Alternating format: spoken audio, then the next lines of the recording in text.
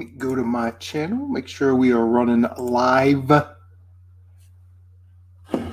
course, you always got to check audio issues. I don't know what to do with my phone. Let's put this over.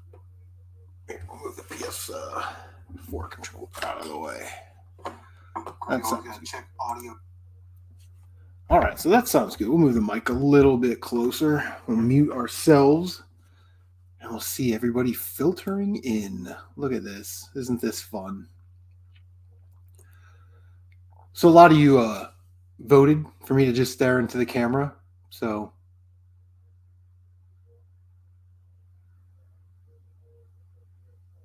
thought that's what we do tonight. I'll just stare into the camera since that's what we got the votes for. I can make duck faces. What's up, Retro Heck? Thanks for stopping by. Waiting for Emceemur to get here because I don't think we're friends on Facebook. But yeah, we haven't done one of these in a while. So I thought, what the hell, we'll fire one of these bad boys up and we will have a conversation, man. Before we get started, we're at Merkaman and we're going to talk search engine optimization, algorithm, what he's been up to. He started a second channel as well. So we'll give him some plugs there. And, just the YouTube community, the gaming community in particular, how it's changed dramatically over the last, 5 years is what's up. Thanks for stopping by. So Emceemur will come in later and we'll talk about that kind of stuff. But, I was asked, and I'm just going to get this out of the way right now, to kind of talk about Smash JT's ranking every YouTube cult member. I got a couple messages asking me to kind of talk about that. And, I'm not going to spend a lot of time on it. In particular, the Atari creep situation. So first, Jeff wants to make a ranking system ranking all of his favorite gray cartridges, then that's his business, right? Like, I don't think anybody's here to tell anybody else what to do on YouTube.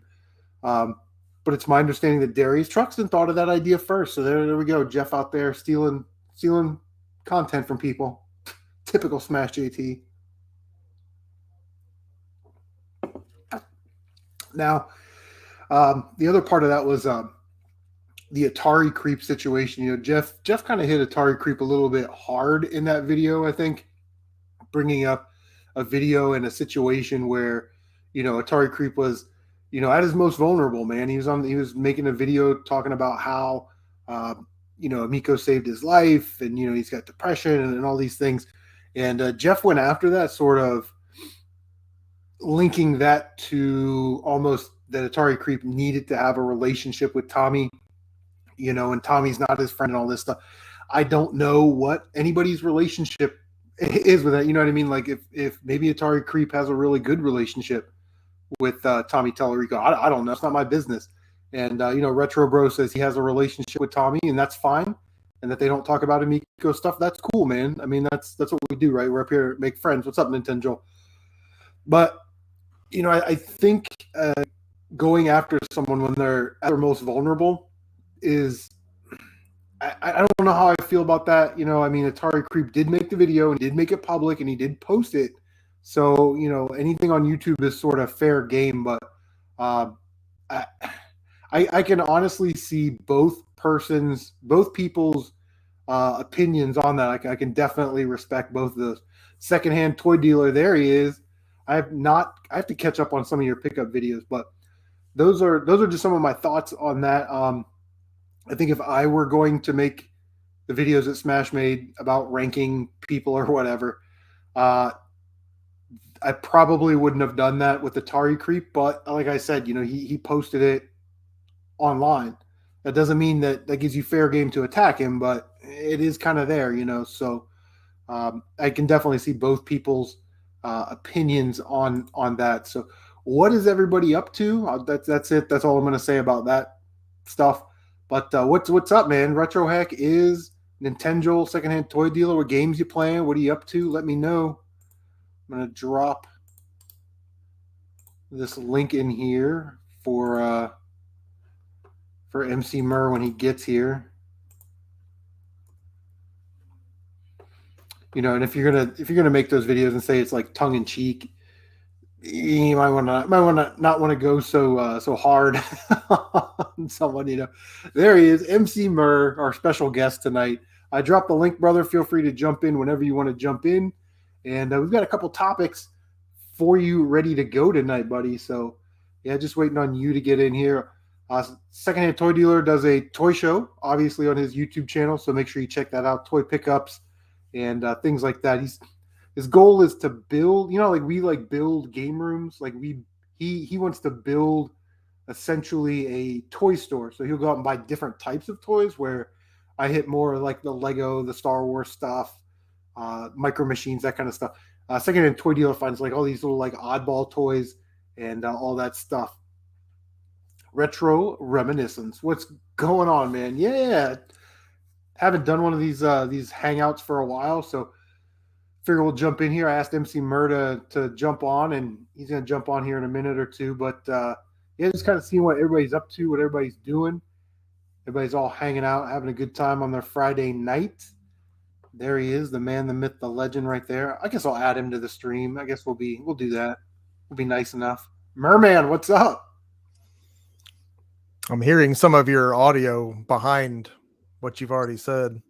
Oh yeah, there's a little bit of lag on YouTube, so what you just have to do is mute YouTube and just stay on the StreamYard. Yeah, there we go. And then click over to the it'll refresh the comments, but there's just a touch of a delay. We're good to go. Mario, what's up, man? Thanks for stopping by. There he is, Emceemur, in the man, flesh. the myth, the legend. So thanks for coming on. Yeah, man, glad to be here. It's been a while. It has been a long time since we've had these little late night hangouts or whatever. Yeah, we're overdue for one. We're way overdue. Yeah, I remember we used to do these on Google Hangout, and Woodbury and Retro, because the Google Hangout would only let you go for like 8 hours, and then it would immediately cut off the stream. Yeah. So one night, Woodbury and I, we went to like 4 o'clock in the morning, and then the stream cut out, and I was like, "Why did the stream just automatically cut out?" Crazy town, man. Crazy town. Well, before we get started, if you want to plug your second channel, I think that would be cool, because I think that's a lot of something that a lot of YouTubers in the gaming scene, especially, I'm kind of seeing that as something else that they do. I've done it, you've done it, but definitely tell us about your second channel, and if you want to, you can drop a link in the chat there. Yeah, I can do that. Sports Card Hub. Yeah. And I don't want anyone to get the idea that I'm sidestepping what I'm already doing, because that's not what the plan was. But through no fault of my own, I've gotten back into sports card collecting. I was into it pretty heavy in the late 80s, early 90s. And eventually my collection got stolen. And that kind of has a way of just getting you out of a hobby at that point. You just you're not going to go buy it all again. But seeing what it's done in the market, and what's been going on with the hobby in the last 2 years, kind of got me pumped to get back into it in dollar signs. So like, okay, this might be something we need to revisit, and I'm back into it. So I figured, the YouTuber in me, I can't take a dump now without vlogging it. I just feel like if it's something interesting, if it's something that sexy camera angles can make something cool out of, I want to do something with it. So yeah, Sports Card Hub. If you search Sports Card Hub, you'll find it. I can probably pull up the link here and add it to the chat. Yeah, and what you do on that channel is you break down packs or break down boxes of sports cards. Well, I've had to kind of feel it out, because just like anything YouTube, you have to figure out what the people actually want to watch. So they don't necessarily want to watch me open the stuff. They want to watch me hunt for the stuff, just like the video games. They want to know what stores have what. They want to know what product dropped that weekend.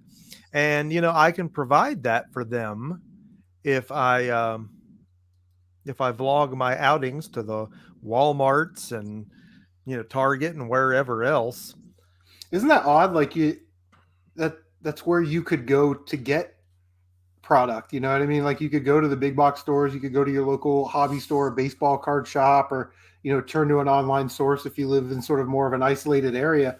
But people still want to see you walking around Walmart. You know what I mean? It's unbelievable. Well, it's taken a turn just like video games. Whereas if you go into a local card shop, just like if you go into a mom and pop shop with gaming, it's just an eBay hole. It's just some dong nose that doesn't want to sell, or he probably is selling on eBay, but he wants the overhead, right? He wants a storefront, and it's all eBay prices or worse. And you know they're paying kids to go clear out the Walmart shelves and bring them product, and then they're flipping them right there on site. So it's like there's no, it's not the same scene. I mean, God, technology's ruined everything.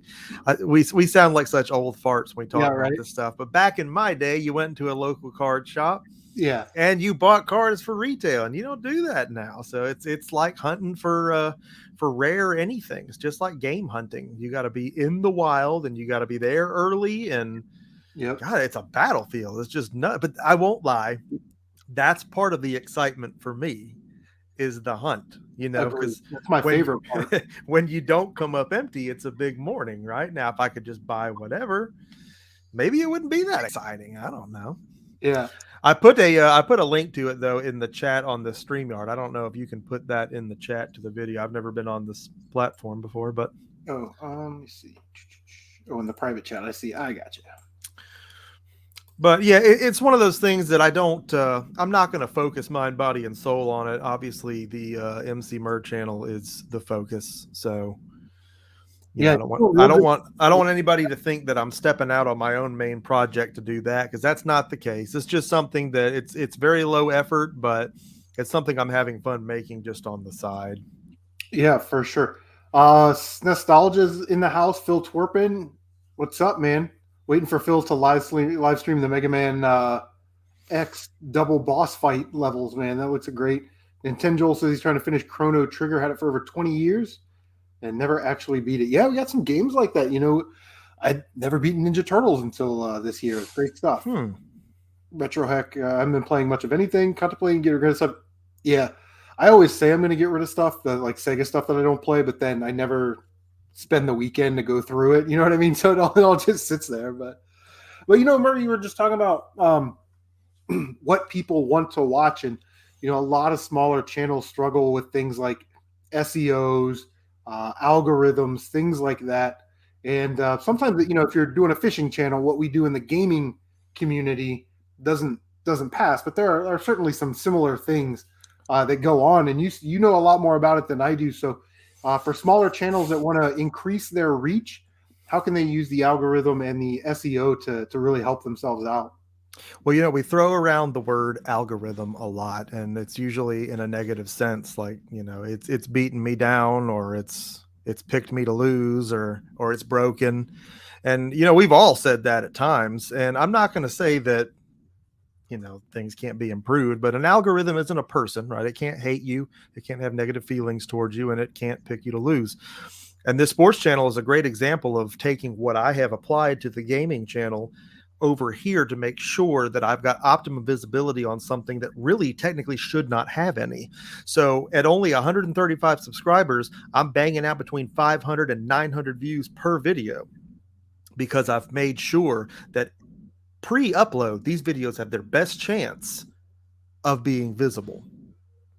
So what I want to do eventually, I think, is get into some kind of a training seminar kind of thing. And again, I'm not trying to say I've got all the answers. I can't get you to a silver play button because I don't have one.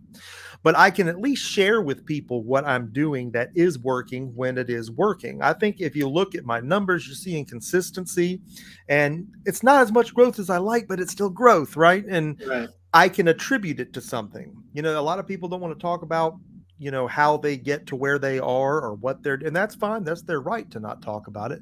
To me, it's nothing that really feels that secretive. It's just knowing what plugins to use and making sure that you're researching what you're doing. And it's not going to be for everybody because people want to be able to do what they want to do. And that's the biggest demon you got to slay. You're not allowed to do that. You're not allowed to do what you want to do. Now, I'm lucky, right? Because I've got the flea market thing. It's got an established viewer base that is enjoying it. So I can do that in perpetuity until they all decide they don't want to watch it anymore. But I can't just do whatever I want. I did a video today that's not hitting on all cylinders. I took a shot downfield on it because it's a series that, when I was featured as creator on the Rise, got a lot of attention. So I feel like there was a lot of subscribers. I know that there were a lot of subscribers that came in through the Is This Still Online series. I have not really been doing anything on that. So I did an episode of that. So far, it's fallen on its face. But, I knew better is the point. It should have been another game video this week, another game hunting video, and it was not. So next one will be, but it's a constant battle of trying to figure out formulas. And then once you get a formula, having to stick with it. That's the hardest thing to do, is like, oh, I want to do this now. Well, you don't get to, because this is not why anybody came here. They're here because of that. So you better keep doing that, and you better keep doing it good. Yeah, those are great tips. What's up, Smash? So, and anybody that is sort of thinking right now or watching this later going, what is Emceemur talking about? We've talked for years and, on and offline, and I've used some of his tips to sort of help out. And it's really, some of it's basic stuff like better thumbnails, proper title, proper tags, stuff like that. But yeah, I get people all the time that have told me, I just subscribe to your channel because I like the collection videos. I don't really watch anything else. And it's like, well, I do collection videos like every 3 months. So I only do like 4 of those a year. So how many of these people are actually out there that only subscribe for one specific type of content, and then I only get 4 views from them essentially per year. I also started a second channel called The Toy Freaks, where we've been doing a lot of Micro Machine unboxings lately because I love the Micro Machines. And I got 82 subscribers on that channel right now. And, I've got a video that's got like 700 views. You know what I mean? It's crazy because my YouTube gaming channel would never get 5 or 6 times the amount of views as my subscriber number says. You know what I mean? And I think smaller channels, we sort of get tied in a lot to those numbers are like interconnected. If you have 1,000 subscribers, then the sort of average is 1,100 views or something. Well, the important thing is that you understand why you had the successes you had when you had them. And all too often, I see people not doubling down or tripling down. Smash JT is in here. I see him. I'm going to pick on him for a minute. This guy's done like 4 Amico videos today. Okay. Yeah. But you know what? People are interested. We're apparently not done talking about that yet. So if that's getting views, of course he's going to do 4 of them a day. And if he didn't do any more, that would be the wrong thing to do. So he's got to keep doing that. So it's just like, again, once you've established a viewer base for a topic or a thing, or you're kind of bound to it. And then you've really got to start shaping that up. And the hardest thing to do is to figure out what that is. And people that want to just start a channel and it be about this, again, you don't get that. You don't get to do that. We don't pick the content picks us. And you may land on a wild dart throw and it just works, and it's like, oh, well, I didn't think that was going to get views. Well, congratulations, you're that channel now. And if you stop there, then you will be stopped there. You have to go with that. I hear so many people, that do these motivational channels about channel growth, and it's all this. It's like you said, the basic stuff. Oh, you got to have these great thumbnails and this, that, and the other thing, and believe in yourself. And right. Bro, that ain't got nothing to do with it. There are a lot of. I don't get jealous of like small time content creators that make it, that make good videos and all stuff. What I get jealous of are these channels that have like huge subscribers, do huge numbers, and their videos suck. They have no personality. You know what I mean? Like, like, how did this no talent ass clown?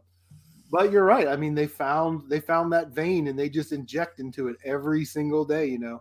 Shad Juice is here. Shad Juice, excellent resource. Check out his channel for flea markets and stuff like that. Well, look at Shad. He's obviously got a viewer base for what he does. Yeah. Now, I wouldn't expect him to go a different route. He's locked in on what he's doing, and it's working, But if he decided to do something absolutely wild tomorrow, like teaching people how to cross stitch or something, that would probably be the end of what he was doing, because eventually you get to that point where people aren't watching everything you do and they stop getting recommended your stuff. So It's about Oak having City, returning customers.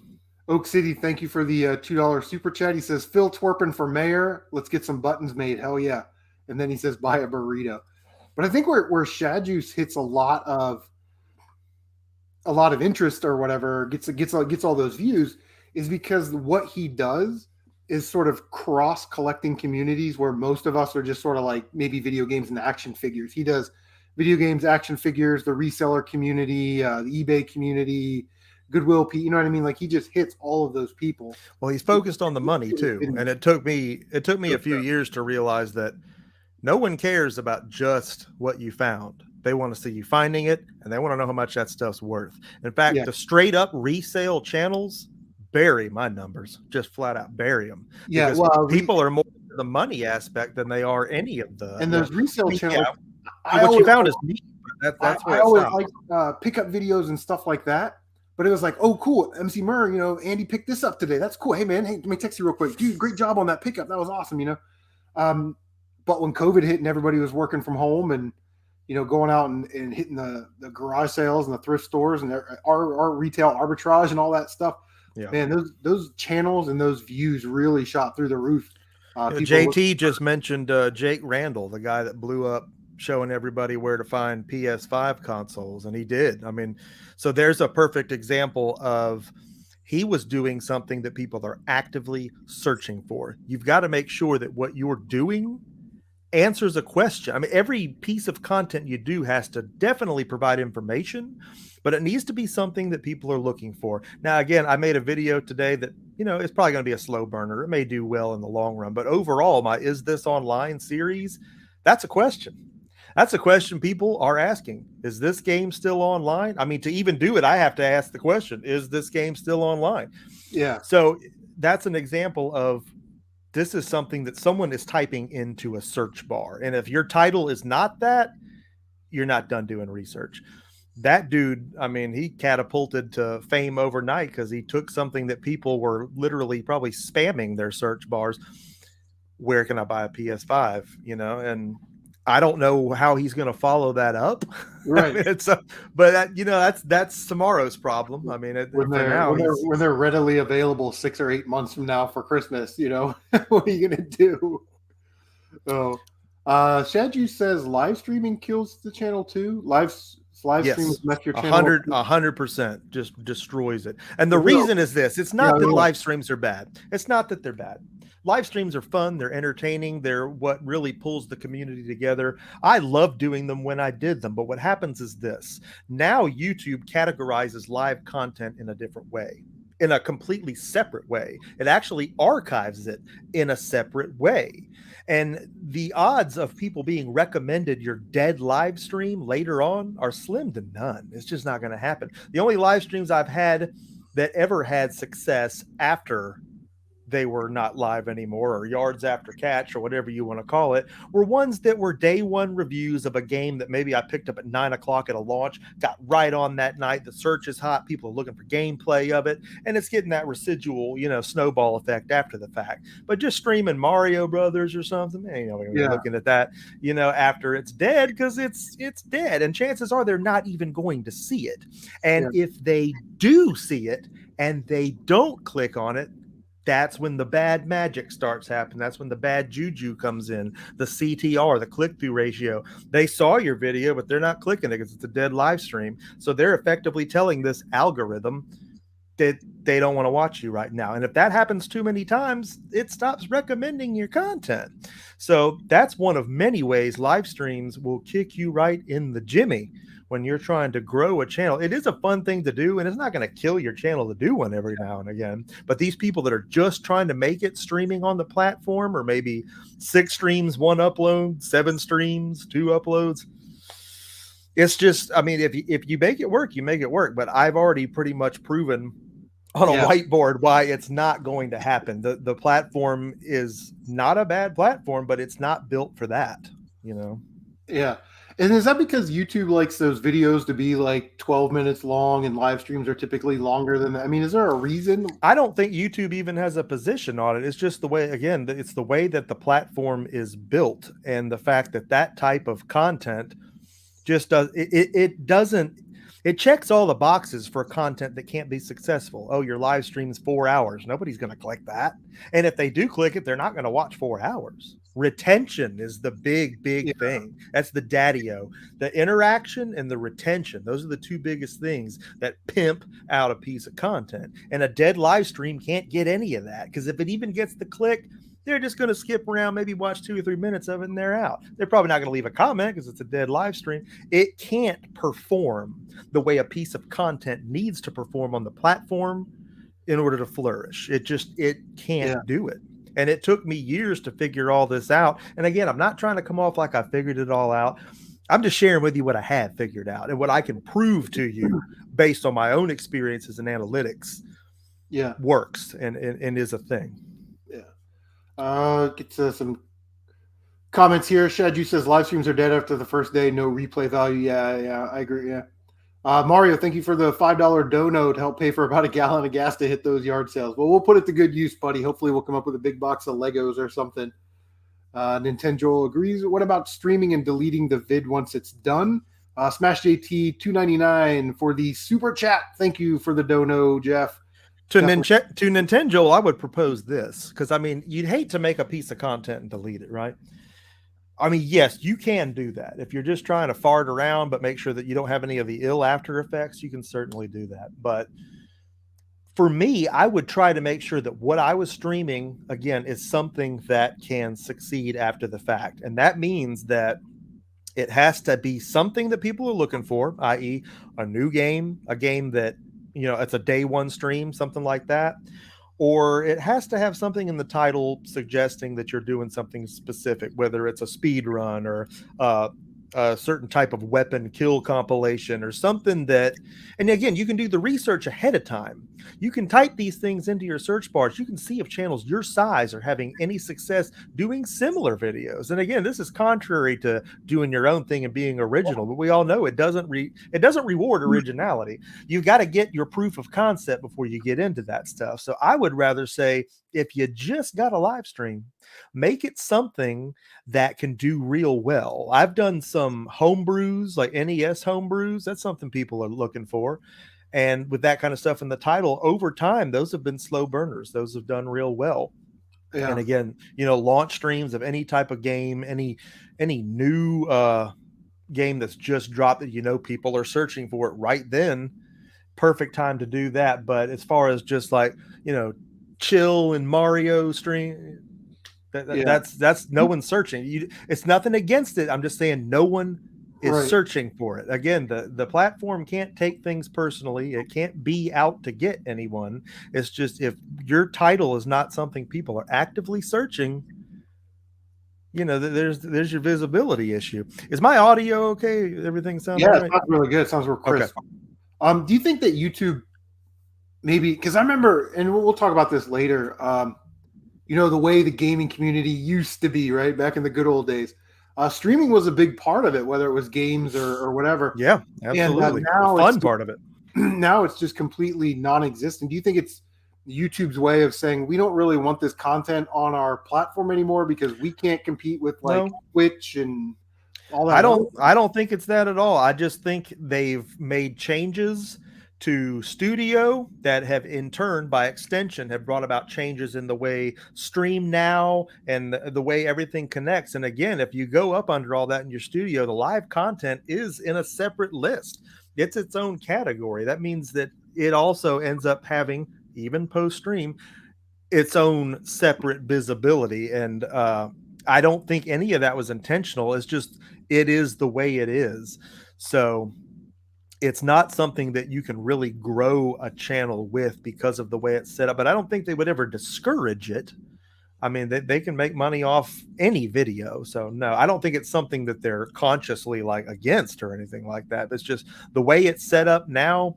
It's just not something that can really boost growth because of the way it ends up. Maybe in 5 years, we'll have a resurgence in live streaming Mario Brothers and Mega Man games or something, and that'll be the thing. But but only if that's what people are hunting for. Again, I don't think that part will ever change. It's just meeting a demand.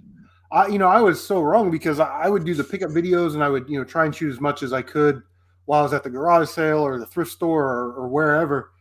and I decided that I didn't want to make 25, 30-minute videos with 12 minutes worth of game hunting in there. And I didn't want to deal with, getting copyright claimed because I was in the thrift store and, some old MC Hammer song came on on the Oh, it radio. happens. Yeah. Well, I trimmed it I down deal with because that a lot.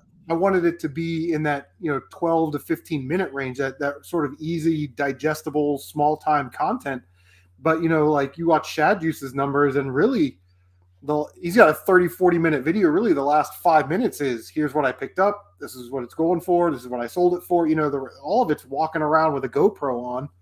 And, I took it all out of there because I didn't think it was exciting. It was just kind of adding link to the video where it didn't. No, that's good. I mean, be there. So that's an example of, that Joe Dirt. It's not about you.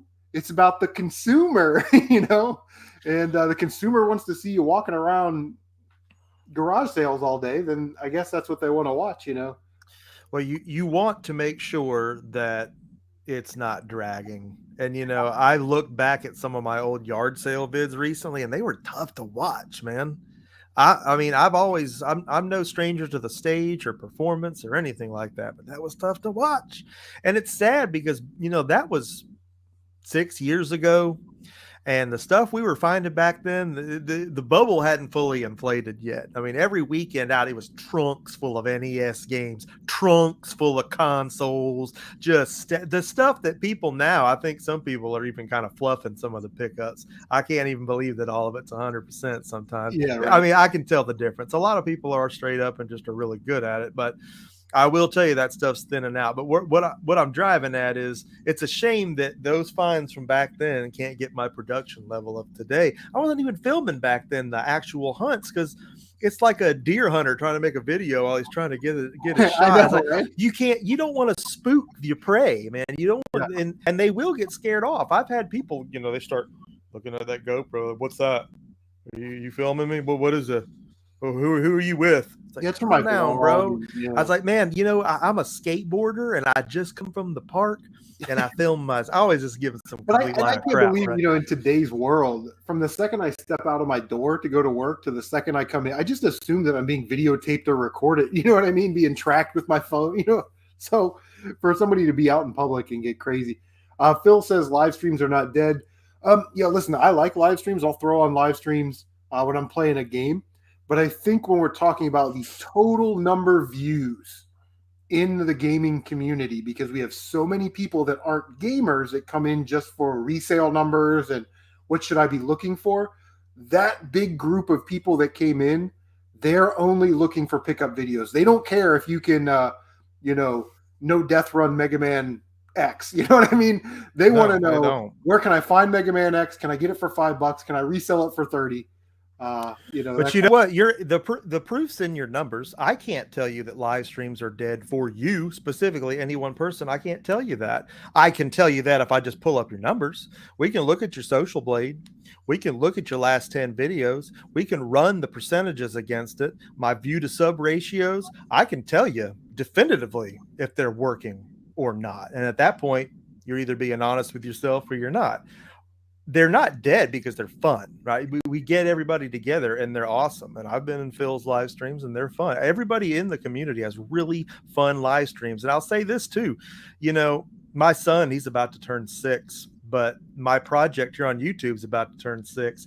When he was first born, there was a lot of late night streamers when I was stuck up with the baby and just sitting there on my 88th cup of coffee about to die. A lot of them streamers, man, really got me through some tough times. I was really thankful there were a lot of late night people still playing games. So I'm sitting there rocking the baby to sleep. I can watch somebody death running some Mega Man. It's an awesome thing. Streaming is an awesome thing. I don't ever want to give it a negative stigma or of any kind, but from trying to grow the channel and to build ad revenue or whatever you want to do with it, I have no evidence to substantiate that it's a profitable business model. Again, I did it for years.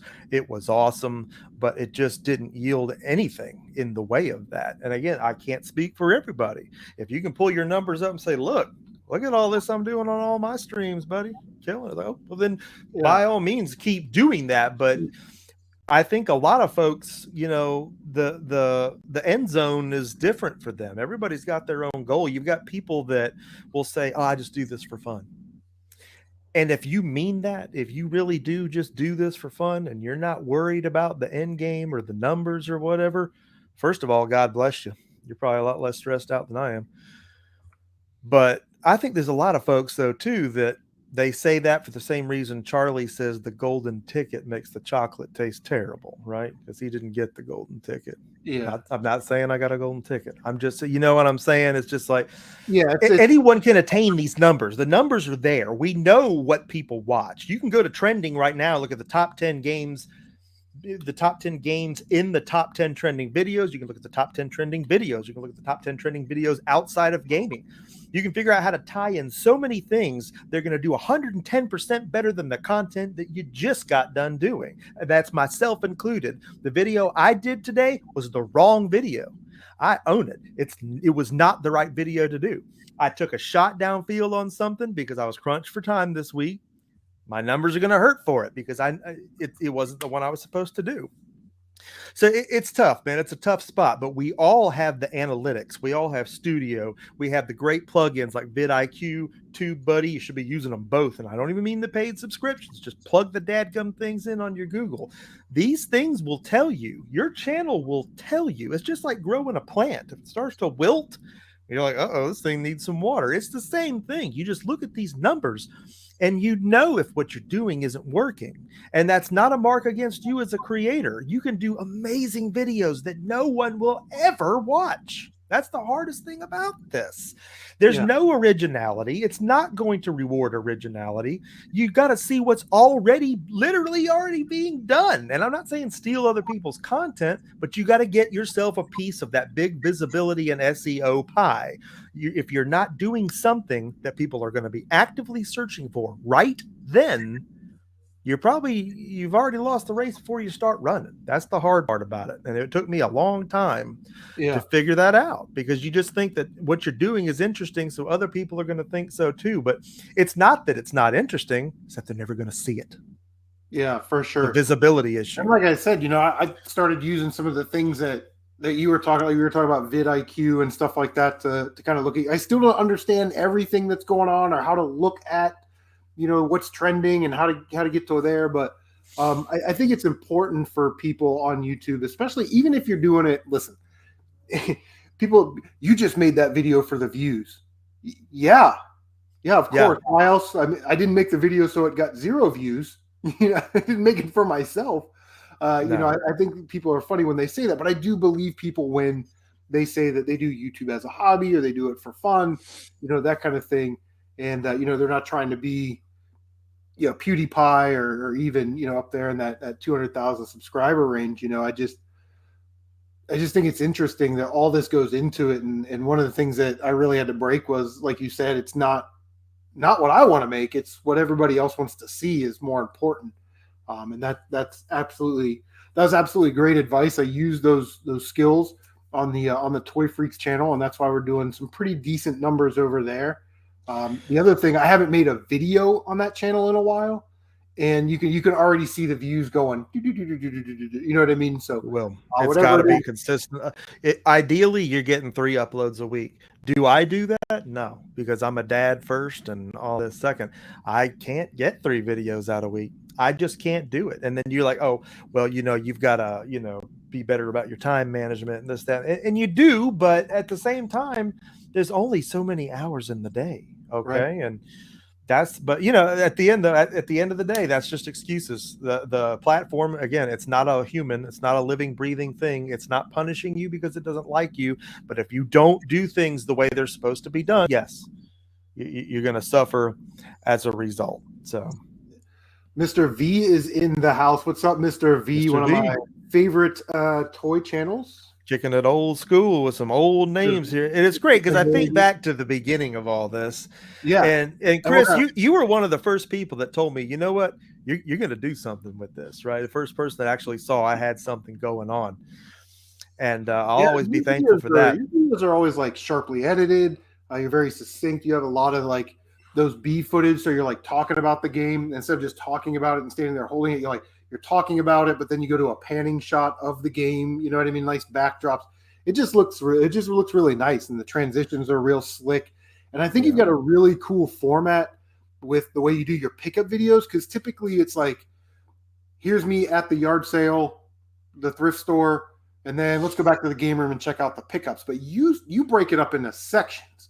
I hit this first table, and this guy had a table of dog dookie and this and that, right? And then you kind of show, Dog dookie. right, and then it's like, yeah, we got this and that, and then You got to liken it to real TV. You got to liken it to what keeps you watching yeah, the stuff that you like, and it's yeah, because when you flow. watch It's American Pickers, 100% flow. when you watch American Pickers or Pawn Stars, you don't just see everybody come in and tell their story and then find out at the end if they bought it, So But it's great to see some of these names in here and just see, old school people together, because it's like, I don't know, it takes me back to the time when things were just getting started, and in a lot of instances nothing's changed, right? Wood burying and Smash and Phil and Chad and Matt from Oak City Gamers in the house. What's up, buddy?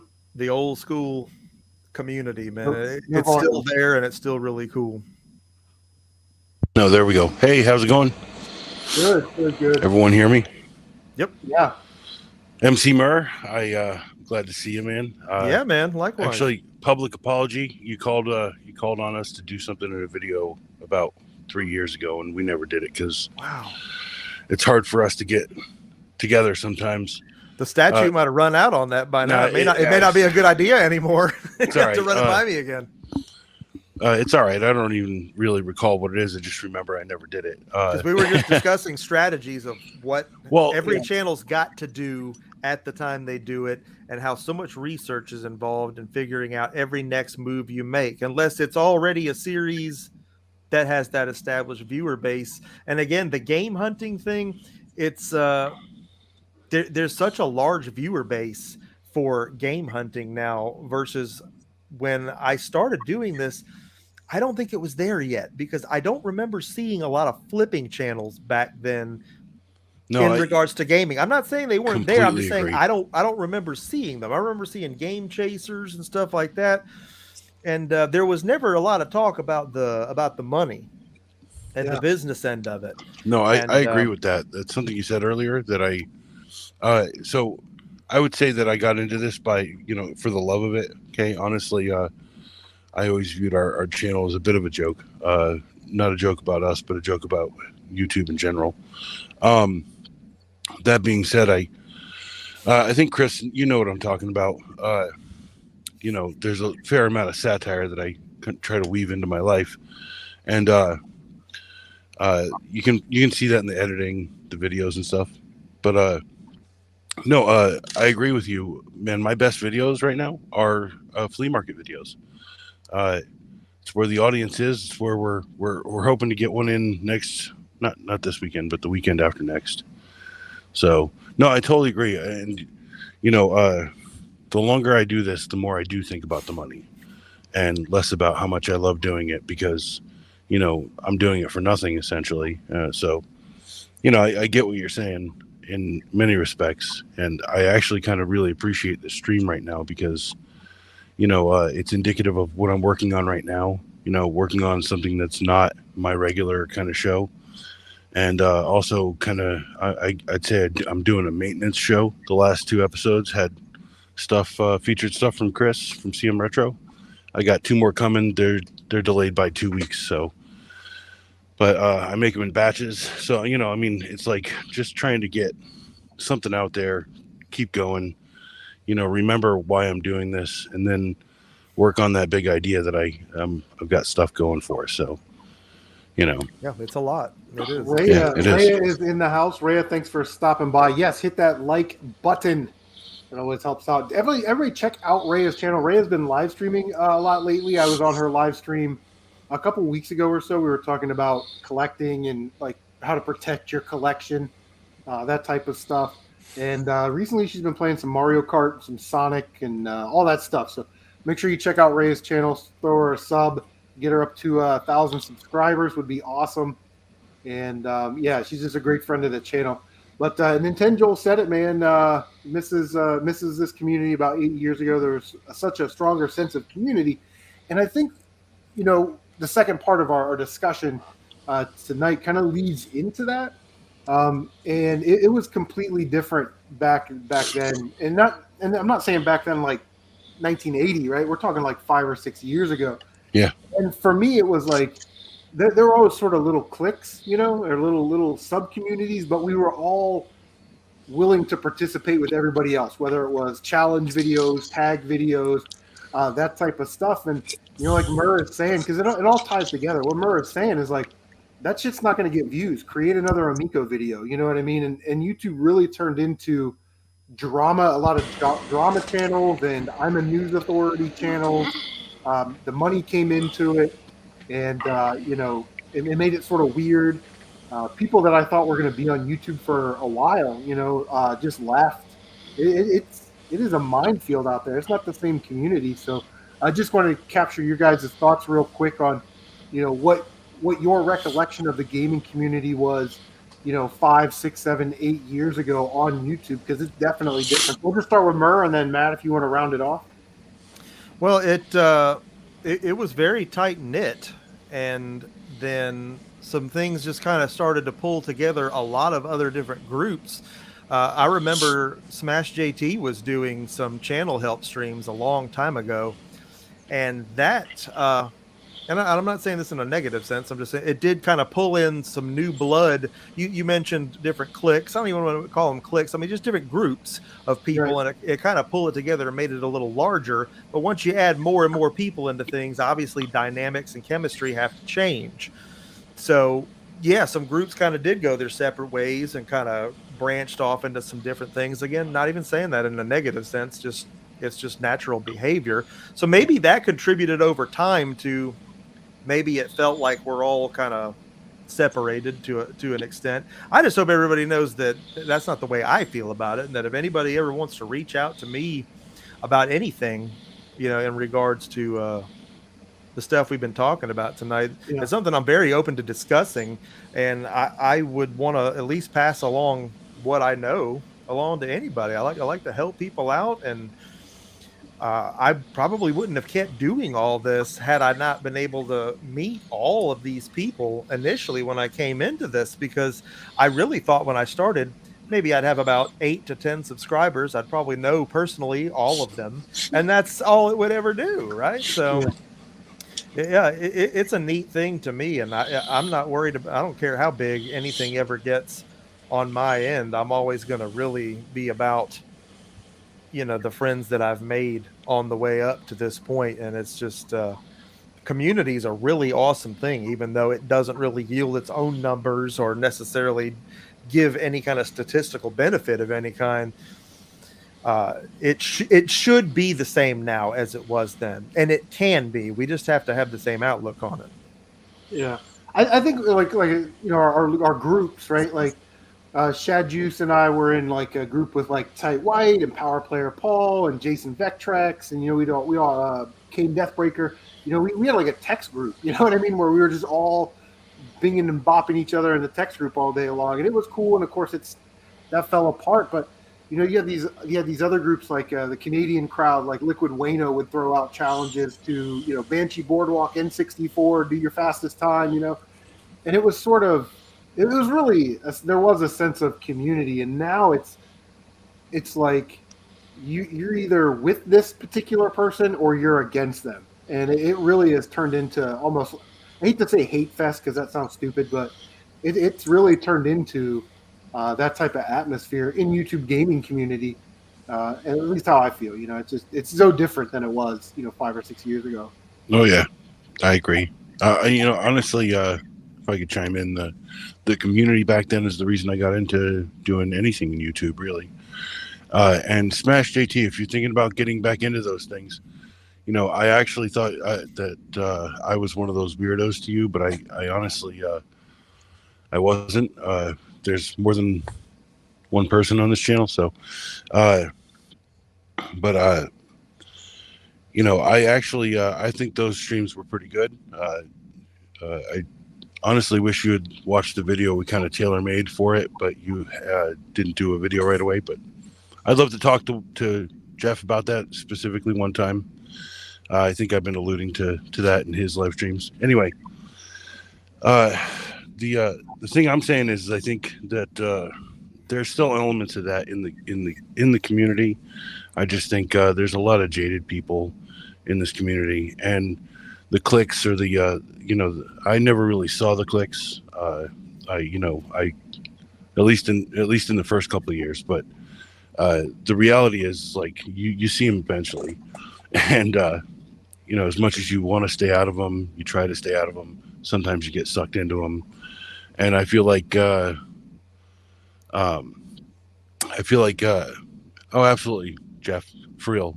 But I feel like that there's this thing that's missing from the community. I think it is a positive outlook. I think it's almost like a solid critique system for some of us, because I remember back when we were doing stuff and we were making some boring videos, and I literally had to turn this thing on in my head while I was doing videos. I'd like put something aside, and then I'd go back to it a week later and go back to it with such narcissism and just being pissed about it and like kind of hating every second of it, because I was like, man, I've seen this a million times.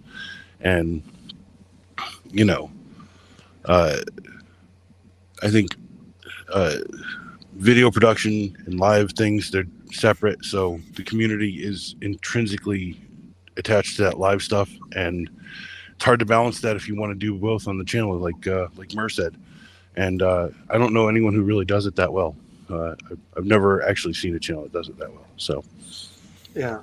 One sense in which the community could really show that it has its own back, and this is something that I wanted to pioneer a while back, but I pretty much gave up on because I just didn't think I could get everyone to go with it, is the dropping of the likes. You mentioned drop a like.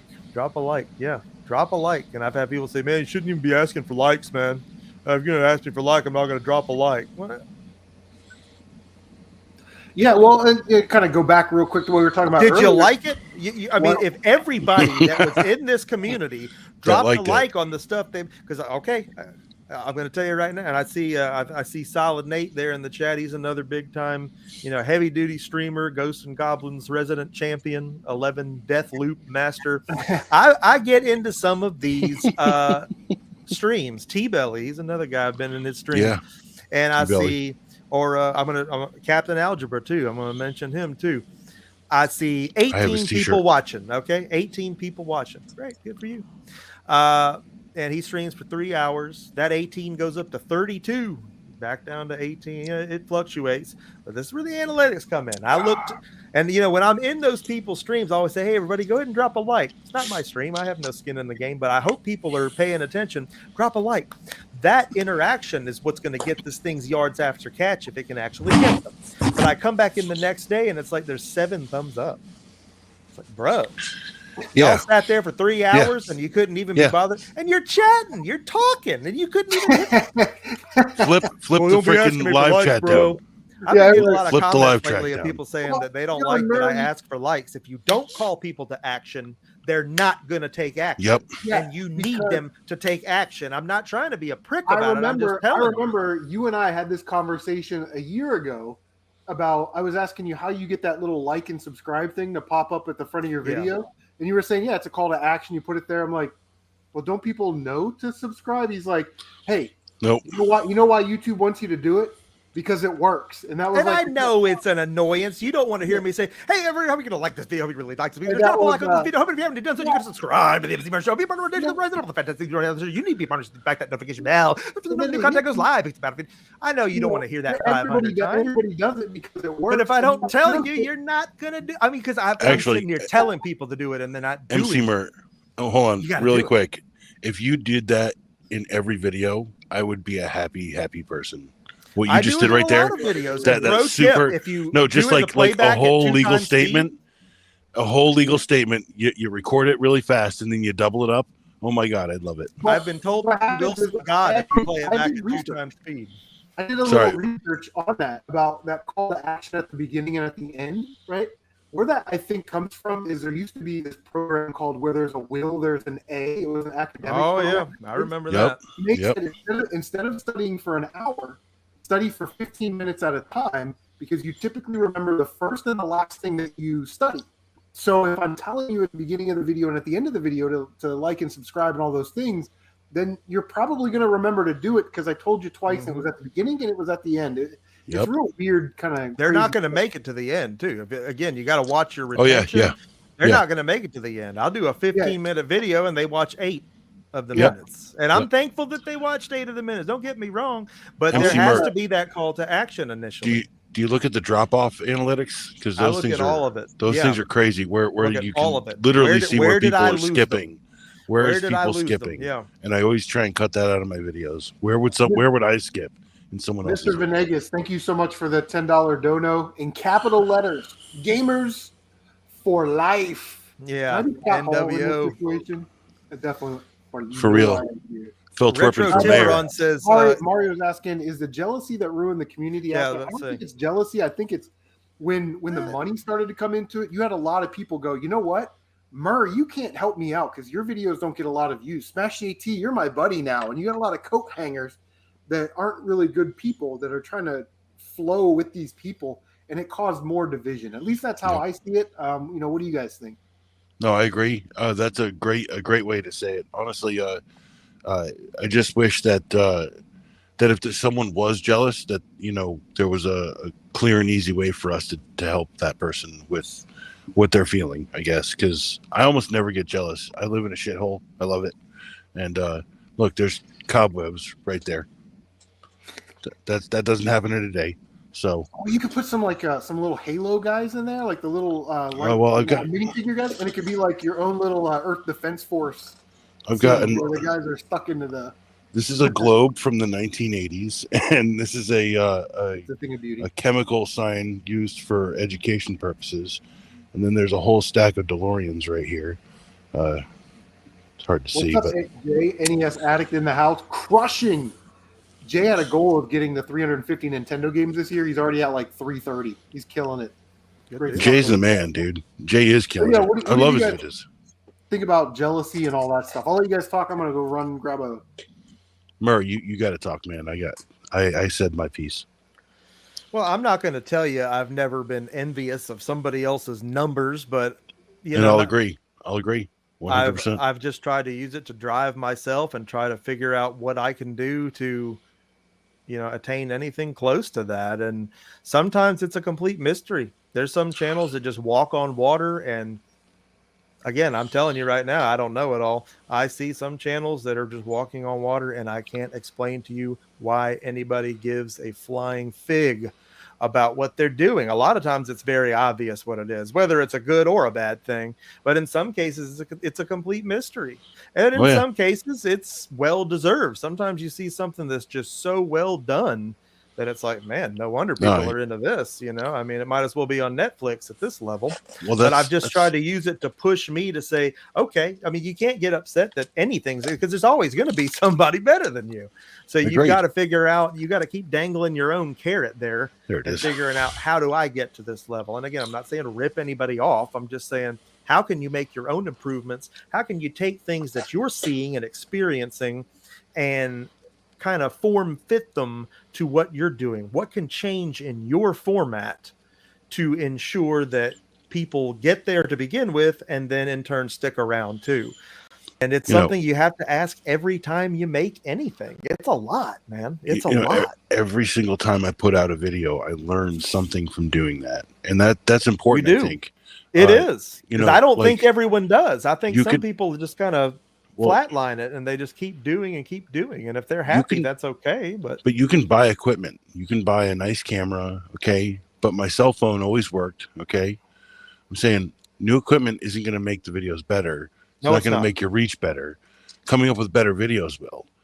And honestly, I'll admit, my channel is derivative in many respects because of the fact that I feel like there is a kernel of satire, a little piece of comedy to my existence. And that's okay though. I mean, you hope that's going to resonate with somebody. But and it has for a few hundred people, and that's fine. I'm happy with those people, but when I come up with the thing that really makes it sizzle, they'll share it out. I think the hard part is coming up with that thing, right? Developing an idea, development of ideas. So I'll let loose a little tiny thing. I actually make money on YouTube. I make very little money on YouTube, by the way. I have a cat channel. Okay, and I don't share my cat channel. It just does fine on its own. It's a cat. It's about a cat named Zoe, and no one knows the name of the cat named Zoe. Little calico thing. But my point is, like, all the money I ever donate, the donation today, the donations to Smash JT I've given, all over, they come from my cat channel money. I'll tell you, that's not like hardcore money. That's like really not hardcore money. You hear that, people? You've been paid with cat channel money. Yes. Cat channel. But no, that's cool, man. But that's no, cool. I mean, like, for real, I tried it with a dog channel, didn't go off. But cat channel definitely does. You film them doing weird stuff, acting really, really funny, meowing every once in a while. And you build that up and you cut them into 15 or 20 seconds now, which is even easier than it used to be. So I used to do 2.5 minute videos with her. So, my point is, like, yeah, equipment isn't the meter, or quality isn't the meter of a good video, right? I could watch a video from 14 years ago that's like, 480p, and it's so blurry you can't tell what it is, and it's a guy dancing, in the middle of the street, and it's hilarious or something, right? Like, there's no meter on what is good anymore, right? Like, the quality doesn't equal good argument. Doesn't hold up to YouTube stuff as much. I mean, let's be real. I watch First We Feast. I love Hot Ones. It's one of my favorite shows. Really great channel. Got lots of like money. A real simple idea. Eat hot wings while you talk to celebrities.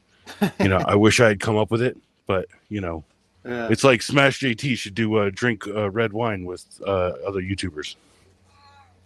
Well, I see people talking about their channels being dead.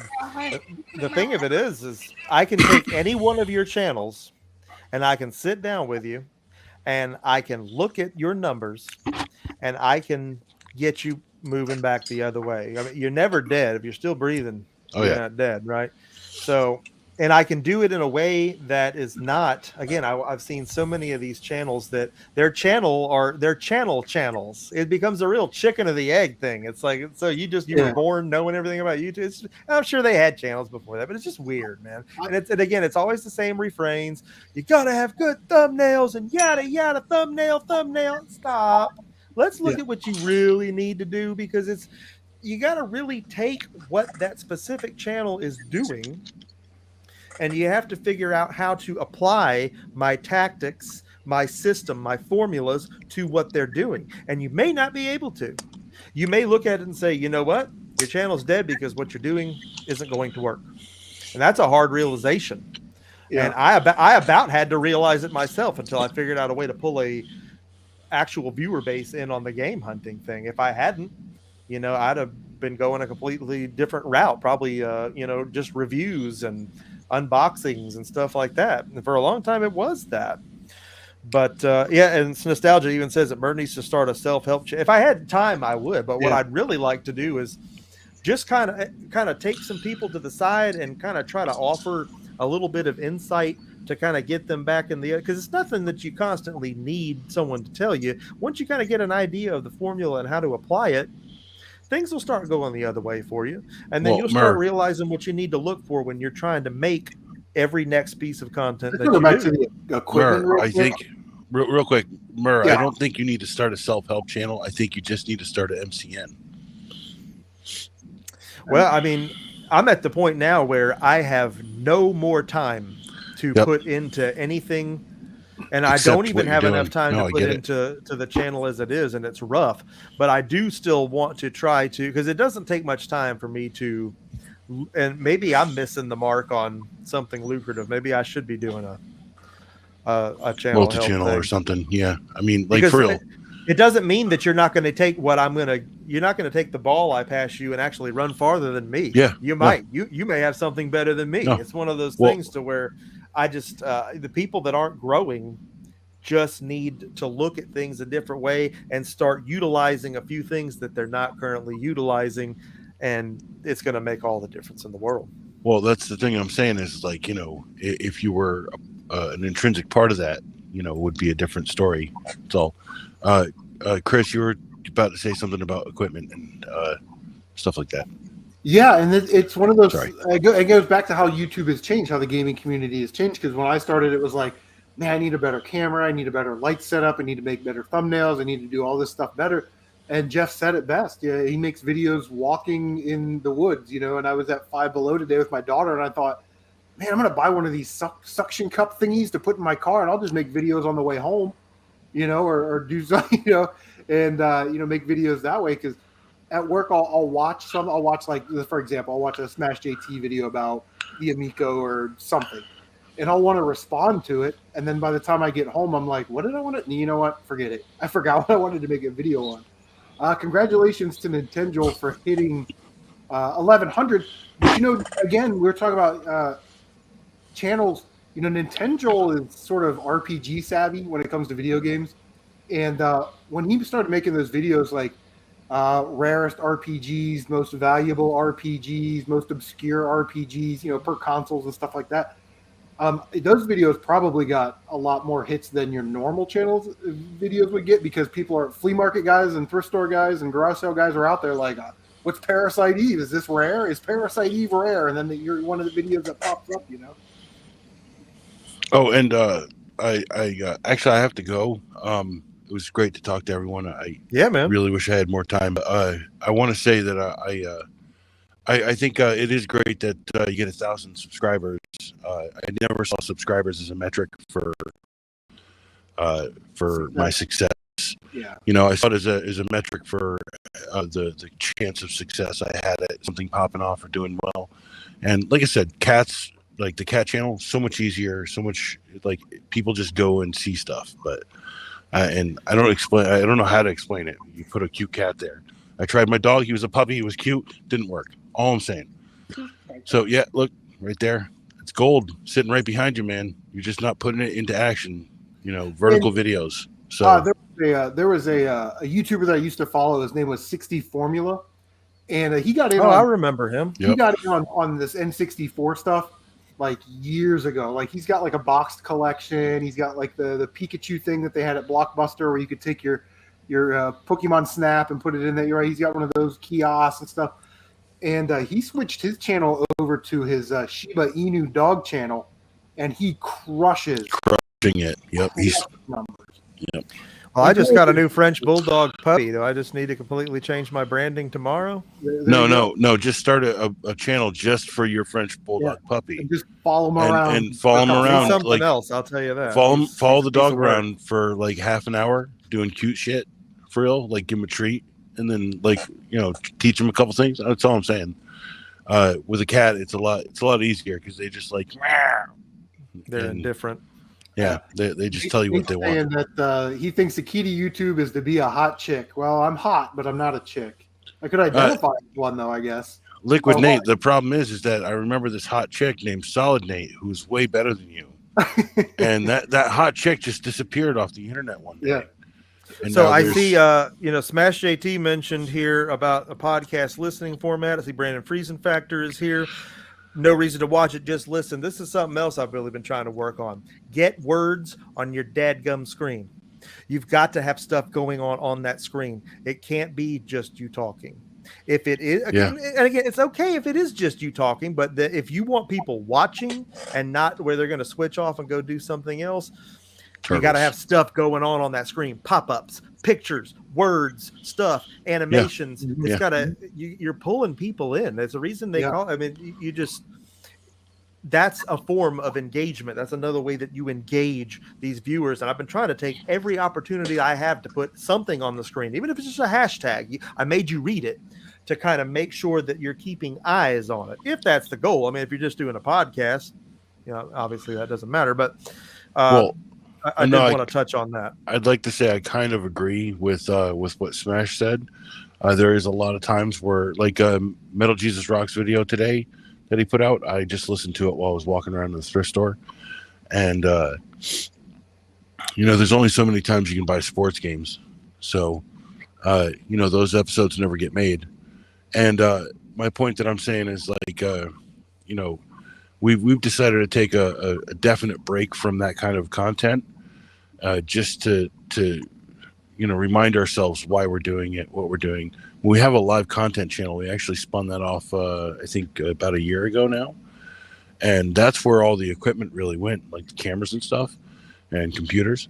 So there's a barrier to entering those kinds of videos. I think the kind of videos that I make have always been done literally on this cell phone or a cell phone, and edited, filmed, the whole thing on the cell phone. There's no barrier to entry to making edited videos, and I think, but for streaming there really is.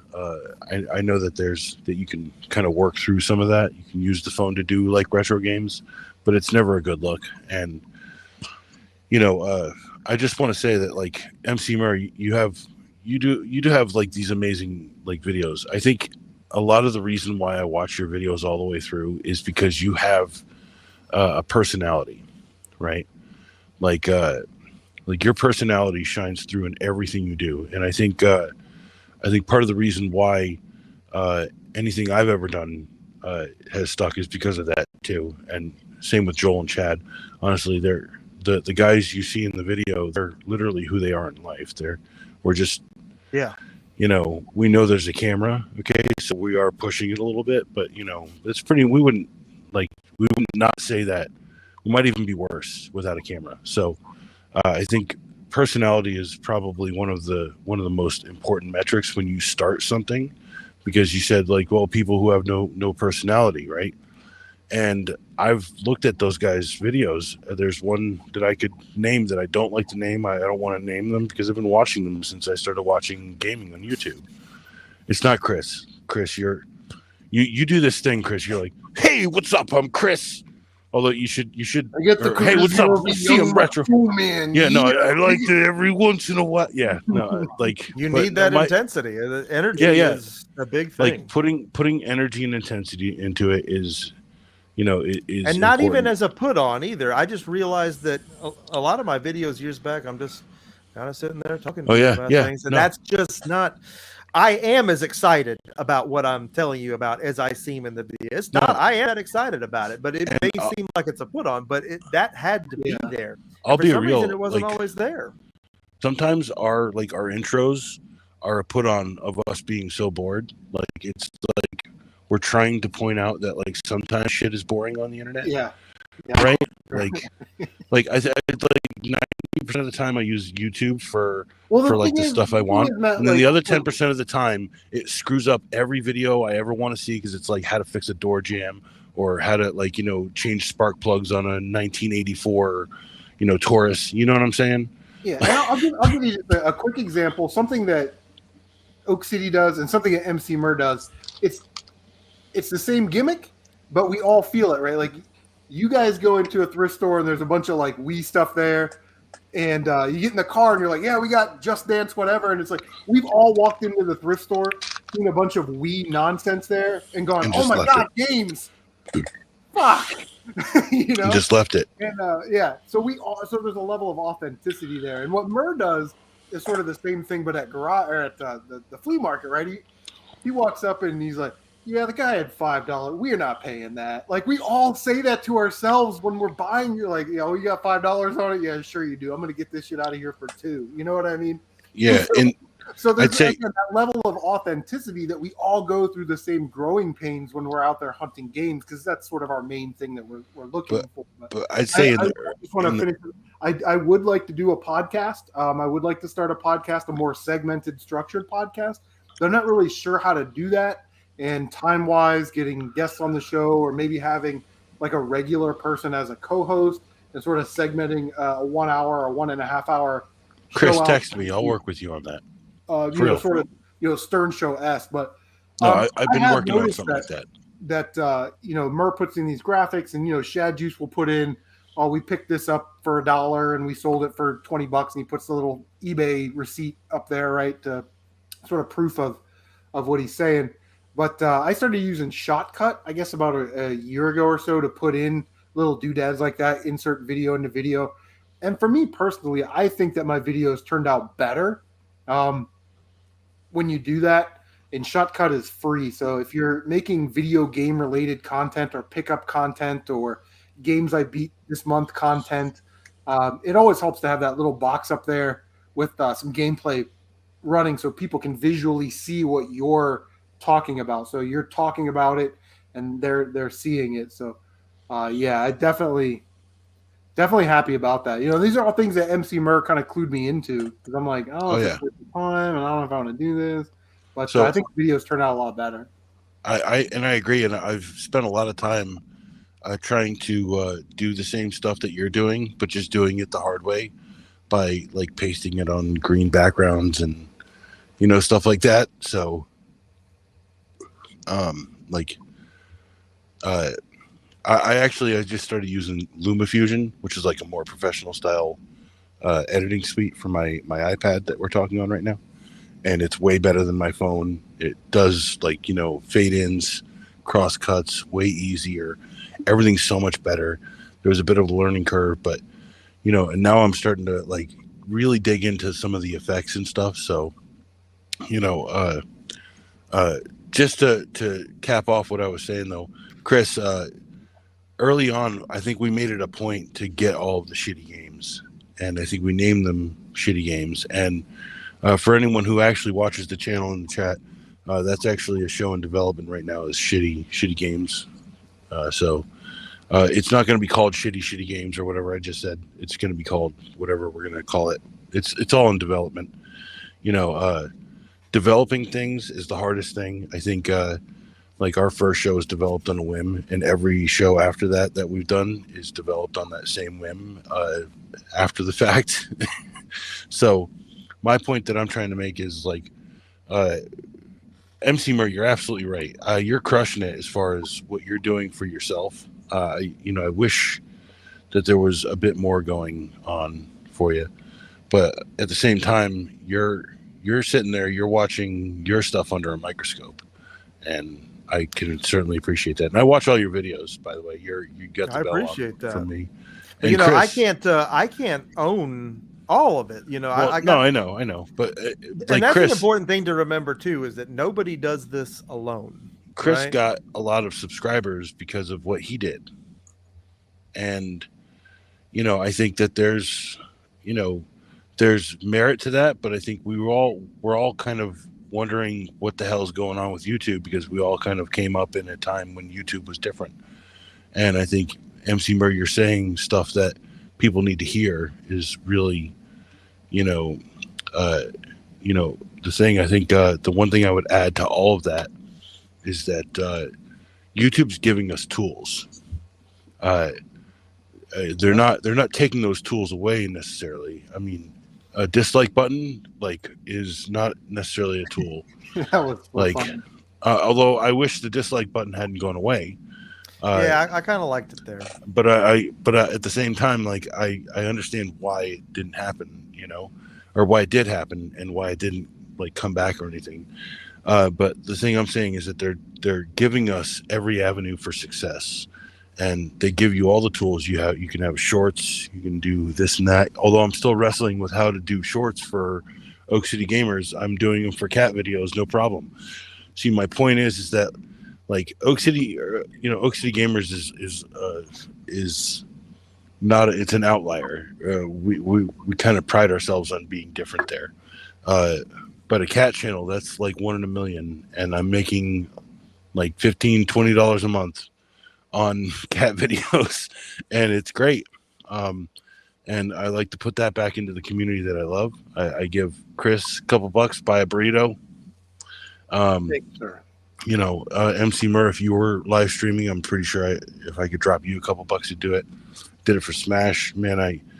I'm sorry, Smash. You said peace. I'm really, man. I feel bad for that guy. He put his freaking money where his mouth was, and we all know the story. And God love him, man. I love him for who he is, dude. I never unsubbed except early on, early in the days when YouTube was still doing this mass unsub stuff, and it was like I was a victim of that, right? Purging and stuff. Yeah. So, but 100%. Listen, I've known Jeff for a while. I've met Jeff in person, met his kids and stuff. I'm telling you right now, this is my theory. Jeff's not a bad guy. Jeff Jeff knows exactly what he's doing when he makes those videos. You know Oh what yeah, I'm saying? oh yeah. Well, Like especially he now. Yeah. knows he's bringing in the heat magnets, baby. And heater view, the hater views are just the same as the loyal views, right? Yeah. So, Yep. A dislike's the same view as a like, and the reality is like we're all like trying to survive here on some level, I guess, or trying to thrive because we all have soil to grow in because they're not going to take stuff away from us until it's absolutely necessary. And if anything, they've been adding things to YouTube. You can do edited content. You can have a channel that favors long content, short content, shorts. You know what I'm saying? As a matter of fact, a lot of the success that YouTube has had in shorts has been transplants from TikTok, which is, I think, fine. It's perfectly fine. And I have not that much problem with TikToks. I've actually worked with a local lady who does TikToks and, like doing like painted backdrops and, like green screen work for her. So, my point is like, this whole entertainment thing that we're doing right now. Chris, you have a great place to do what you want to do. Emceemur, you have a great place to do what you want to do. Yes, it might fall flat, but I feel like if you're doing something different and you're keeping a regular schedule of other videos that other people might want to see, that your regular people might want to see, and you put it on out that's kind of a dud, maybe a long play, may not. I feel like that's what you need to do. You need to put yourself out there. Putting yourself out there is what this game is about, essentially. yeah. I want to ask Giving MC Murr real quick if I could, because some you kind of go back vulnerability. a couple Yeah, go ahead. steps. Murr's talking about, these guys are talking about shorts, and that's something that kind of came into the YouTube scene. I don't really even know what shorts are, but It's TikTok. Murr, if you would just kind of talk about shorts and what you use them for, why you make them, and then you just said that you delete 1 to 5 dead videos weekly. Why would you delete a video on any video on your channel? Does that? There's a few reasons, and I'll get into it. I'll listen to this off the air. I gotta go, guys. Okay, man. All right, Cool. Hey, mad love to everyone. I love the community. Yes, sir. Right back at you. I was never a click guy. Unless the click is, people who want to have rational conversations. Yeah, and I didn't mean that. I didn't mean that in a bad way. We just No, sort of have mutually. kind of groups that we hang out with, and some people hang out No, with. no, Other people. We all sort of intermingled. I knew what you were saying. I'm just saying, like I've hung out in all these different groups, and I feel like I've seen what you're talking about. So, if I've been around your stuff and I'd never mentioned someone you hate, that's probably why. And you're sitting here like steamed that I'm in this chat. So, Yeah. But nah, for real, mad love. Chris, I do have a package rolling for you. So, yes. I have things that I have to get rid of, and I want to slough on you. So, I appreciate it. I love Emceemur. It's been a pleasure, and Chris, yes, sir. Likewise. always a pleasure. Yes, sir. Thanks for jumping in. Yeah, and Chris, you want to do a podcast? I've got my books here somewhere. I got a book with a lot of ideas for real. And you have you're one of the only few that have my personal number. Same here. Yep. So, all right, brother. mad love, peace. So, yeah, it's kind of like pruning a bush when you're deleting off old content, and you got to make sure it's dead now, because it doesn't mean that a dead video can't blow up all of a sudden, but it usually doesn't. It's the old objects at rest tend to stay at rest. And if I go back and there's a 4-year-old live stream with 19 views on it, I don't need that there, because if somebody clicks on that, they probably won't, but if they do, that's not going to help me that that's what they saw. It's like the Martians landing in the cow pasture and thinking, well, there's no intelligent life here, and they leave. You just don't want that. And you also don't want to have any of that stuff out there where people can skip over. If they see some of your old content and that's CTR. That's a video that's not going to get clicked. That's a video that can impact you negatively, but can no longer impact you positively. And I was telling Mr. B, I deleted all my yard sale stuff too. Because again, it's like I was saying earlier, it's tough to watch. It's not good. There were some of the greatest hauls of my life, but the videos aren't good.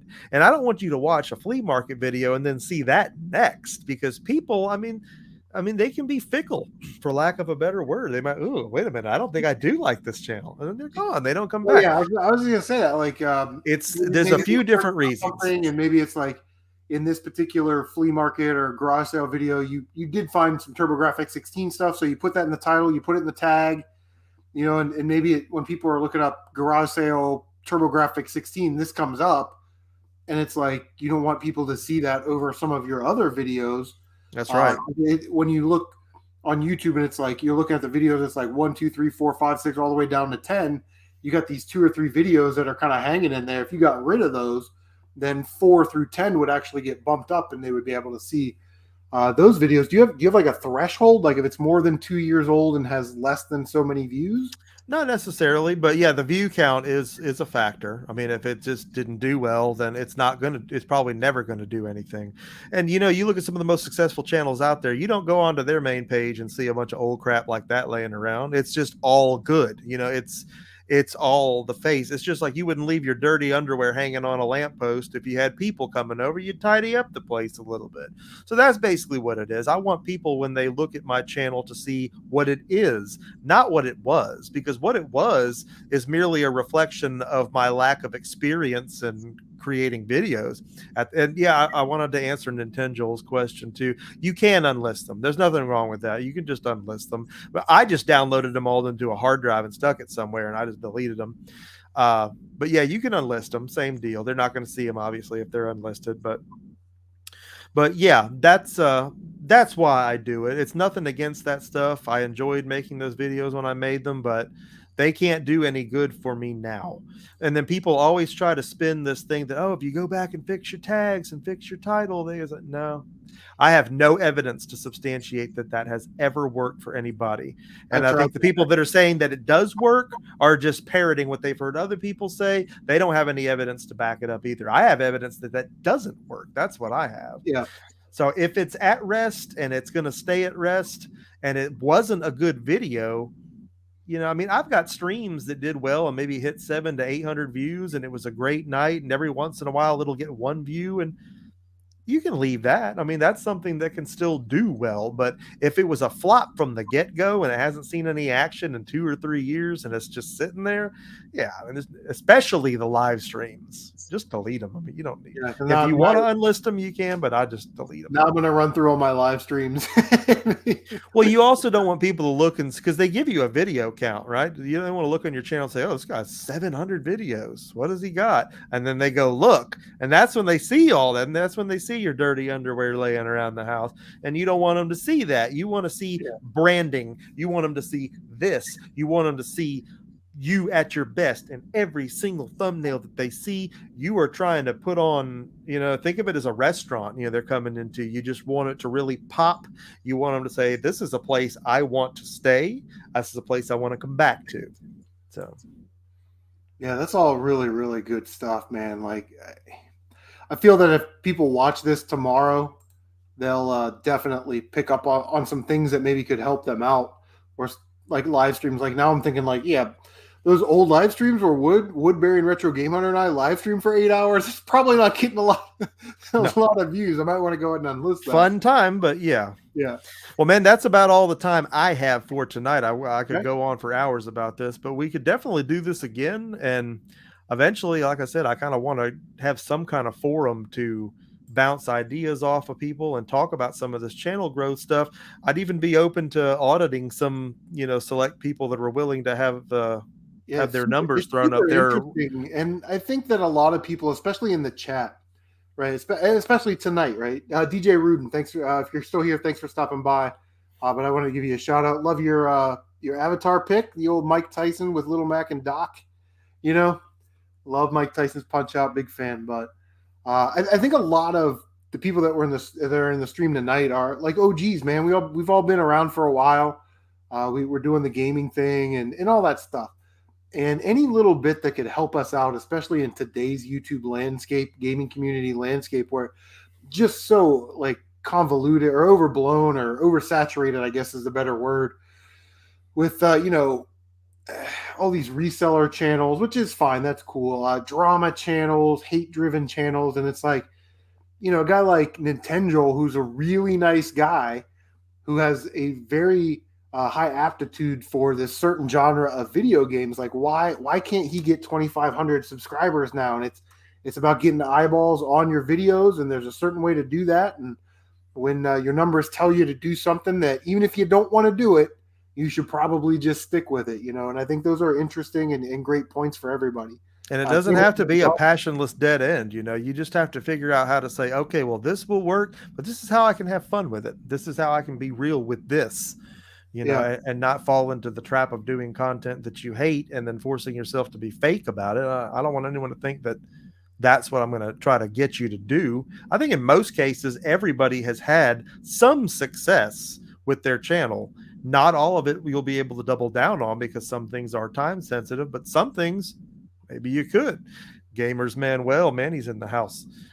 Amazing. He's the only channel. guy, Always only guy on YouTube stuff that I get jealous of. He finds some amazing stuff. Not because he's an extremely good looking man, not because he gets all this stuff super cheap, but you want to talk about someone that lives in a target rich environment. That's what I get jealous of. I'm like, man, you're killing me, dude. Like, I wish I could find half of that stuff every week. My area is getting tough, man. And we've talked about, I don't want to open up a whole new can. That's a whole other can of worms. But conversation for next time. But let's do it again, man. I'd be glad to be on one of these again. I've been wanting to hop on with you for a while and just kind of chew the fat. I definitely appreciate you kicking knowledge and getting everybody clued in, man. Anyone that has questions for me, follow me on Twitter at Emceemur. Shoot me a DM, man. I will talk with anybody about this stuff if you have questions or just kind of stuck in a rut. I mean, I genuinely enjoy talking about the analytics and stuff like that. It's kind of a puzzle for me. It's like it's like a word find or something, it's just kind of a fun thing to solve. So for sure. But man, I'm going to sign up for now. Thanks so much for having me, and we will definitely do it again. Yeah. Thank you so much. Appreciate it. All right. Good night, everybody. Tony's here, Retronic Collector. Speaking of somebody that knows a bunch about like PlayStation 2, this is the guy, man. Tony over there in the UK. Always a good time. Good dude too, man. I always like Tony. I've known Tony for a long time. He's changed his YouTube channel a couple times, the name of it. But definitely cool to see Tony here. So thanks for stopping by. He says, hello, Oak City gamers. Always nice to meet fellow gamers from across the world. I'm also a gamer from the UK. Yes, and you are a PlayStation 2 aficionado. That's what that's your channel name. PS2 aficionado with the little amper thingy, the little spicy thing over the letter. You know what I'm talking about. I have no idea what I'm talking about. Yeah, that was awesome. Everybody check out Emceemur. I love that guy. Known Andy for a long time. And super great dude. Very knowledgeable, man. When he started telling me about some of this algorithm search engine stuff, and it helped the channel actually a little bit. Now, I don't make videos 2 or 3 times a week, and I think that's kind of, I personally believe that is my holdup from getting to some bigger numbers view wise, and I don't make like drama. I'm not into making Amico videos every day, or what? Oh my God, Retro Bro said this, or Darius Truxton said that, so I'm gonna make a video about it. Why you laughed? Yeah, I did. Turns out adulting is a lot easier than I thought. Yeah. No, I mean for real.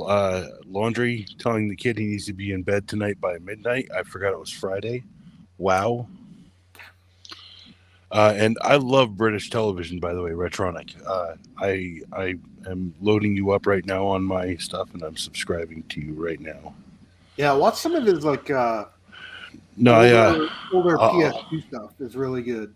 I have like at least 200 freaking PS2 games. So yeah, I think that might be my second biggest collection after my Nintendo collection. I'll look it up real quick. Let me turn my light back on.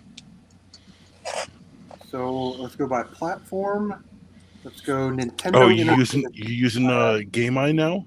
I have 292 Nintendo games, and on the PS2 I have 398 Nintendo games. So I'm 2 games away from 400 on PS2. Oh, you got to be So on PS2, how many actual games do I own? I'm gonna go pick up 2 crappy games so I can say I have 400 PS2 games. I have 312 PS2 games. There's a couple doubles in there, so probably around 300. Yeah, I don't count variations or box editions if I have both. I have 60 Genesis games. I have 15 Dreamcast. Oh, nice. Wow, I have a lot of Wii U now, don't I? Wow, you can see it over there. Bro, let me tell you Oh, something. that's a lot of doubles. Let me tell you something about this Wii U. Like Wii U came out, and I was still in the. I'm a retro gamer, so I'll play 6th gen and before games. And then through garage sales and thrift stores, I mean, you just find so much of this stuff. I got a couple Wii U's last year. I got one at a thrift store for $40 with the gamepad, the whole thing. And then I got one off of Facebook Marketplace for $80 with like 6 games where it was like Mario Kart, Mario Party. So I sold off the game and kept the console. Played Donkey Kong Country, Tropical Freeze, and Captain Toad Treasure Tracker, and now I'm absolutely enamored with the Wii U. What a great freaking console! Oh yeah, no, I completely agree. Completely agree. I think I tried. This is one of the most expensive games I have. It's Turbo. It's that DreamWorks movie. It's about snails or whatever. Yep. And it's basically like Tony Hawk Pro Skater. Yeah. But you're a snail in it, and I'm like, I'm kind of digging this game. Like I don't know why it's worth like 100 and something bucks right now, but I'm totally kind of getting it. I remember seeing a copy Prince of Persia, Devil's Third at GameStop like 2 or 3 years ago, and it was like $45. I'm like, I know it's rare, but I was like, I don't have a Wii U, so why would I buy it? I should have just bought it. I should have just bought it too. Like I have a similar thing where it was like I think it was $15 at a thrift store, right? And I was like, who's paying that much for games, right? Because at the time I was paying like 75 cents or 50 cents a game, right? Yep. Like don't you wish you could go back in time? I would gladly pay. Oh yeah. The $10 that they wanted for Smash Bros. And Mario Kart 64. Yeah, for real, Retronic. If you go and you watch some of our first season videos, you'll go and see you'll see us like I think in probably our best days. I think that's the second year I was collecting games, and that was the third year Joel was collecting games. So when we were picking up, we were just picking up whatever. And early in our time, we made it a point to buy like 3 or 4 shitty games for $1.50 or $2, just to be like, check it out. I just got Just Dance on the Wii. It's so good. Oh my God. And then I got Hannah Montana, and you sent me Magical Mystery Mall with the which is actually I linked to another YouTuber doing a gameplay. They're bigger YouTubers now, but I played that for I think about 4 or 5 hours after you sent it to me.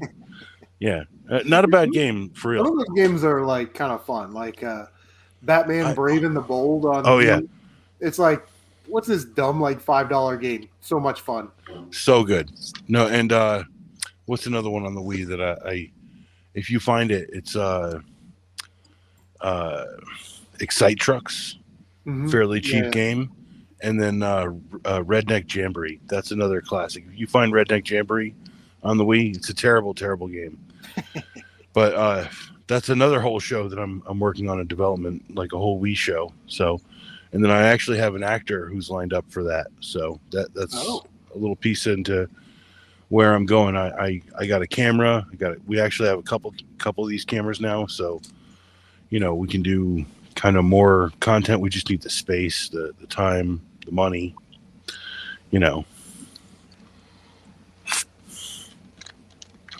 So, development's a key. Nintendo is saying a great cheap game on the Wii is Heavenly Guardian. Never heard of it. No, that's a good one. Yeah. And then there's one that's like all owls. That's called Guardian. It's like Guardian? based on a movie. Legend of the Guardians. Yeah. Yeah. Actually, not a bad movie either, by the way. I watched that with my kid back in the day. So I never saw that one. Mr. Venegas says he's got to go. He's out. All right, brother. Well, hey, it was good seeing you. Thank you so much for stopping by, dude. We gotta do one of these one time, or we just got a bunch of no, like old school guys, and we'll just like fill up the panel, and we'll yep. talk over each other all the time, and it'll be amazing. It'll be like old times. But Actually, yeah, Mr. Thanks for stopping by, Holmes. I think we could do this, like you and me. We could like coordinate like some of this together, and then come up with some topics between the two of us. Mm-hmm. Kind of put our minds together and do what people were saying, a podcast, and we could get famous Venegas on here. Famous Venegas. That's what I call him. That's what I call him. I say famous V or famous Mr. V. Yeah, V had the wall behind him of like CIB Genesis games that were like the higher end games, or sought after games. Like, yeah, crazy, man. I wish my 60 of them weren't in a drawer over there. Oh, Wood, I dropped the link. Hold on, I'll drop it again. Because I definitely want to tell you something. Your breath stinks, buddy. No, I'm just kidding. I'm sure you can smell a little bit of alcohol in my breath. And I'm gonna need a refill here in a minute, so we might take a 2-minute. But yeah, so I'm here, so you can take a break if you need.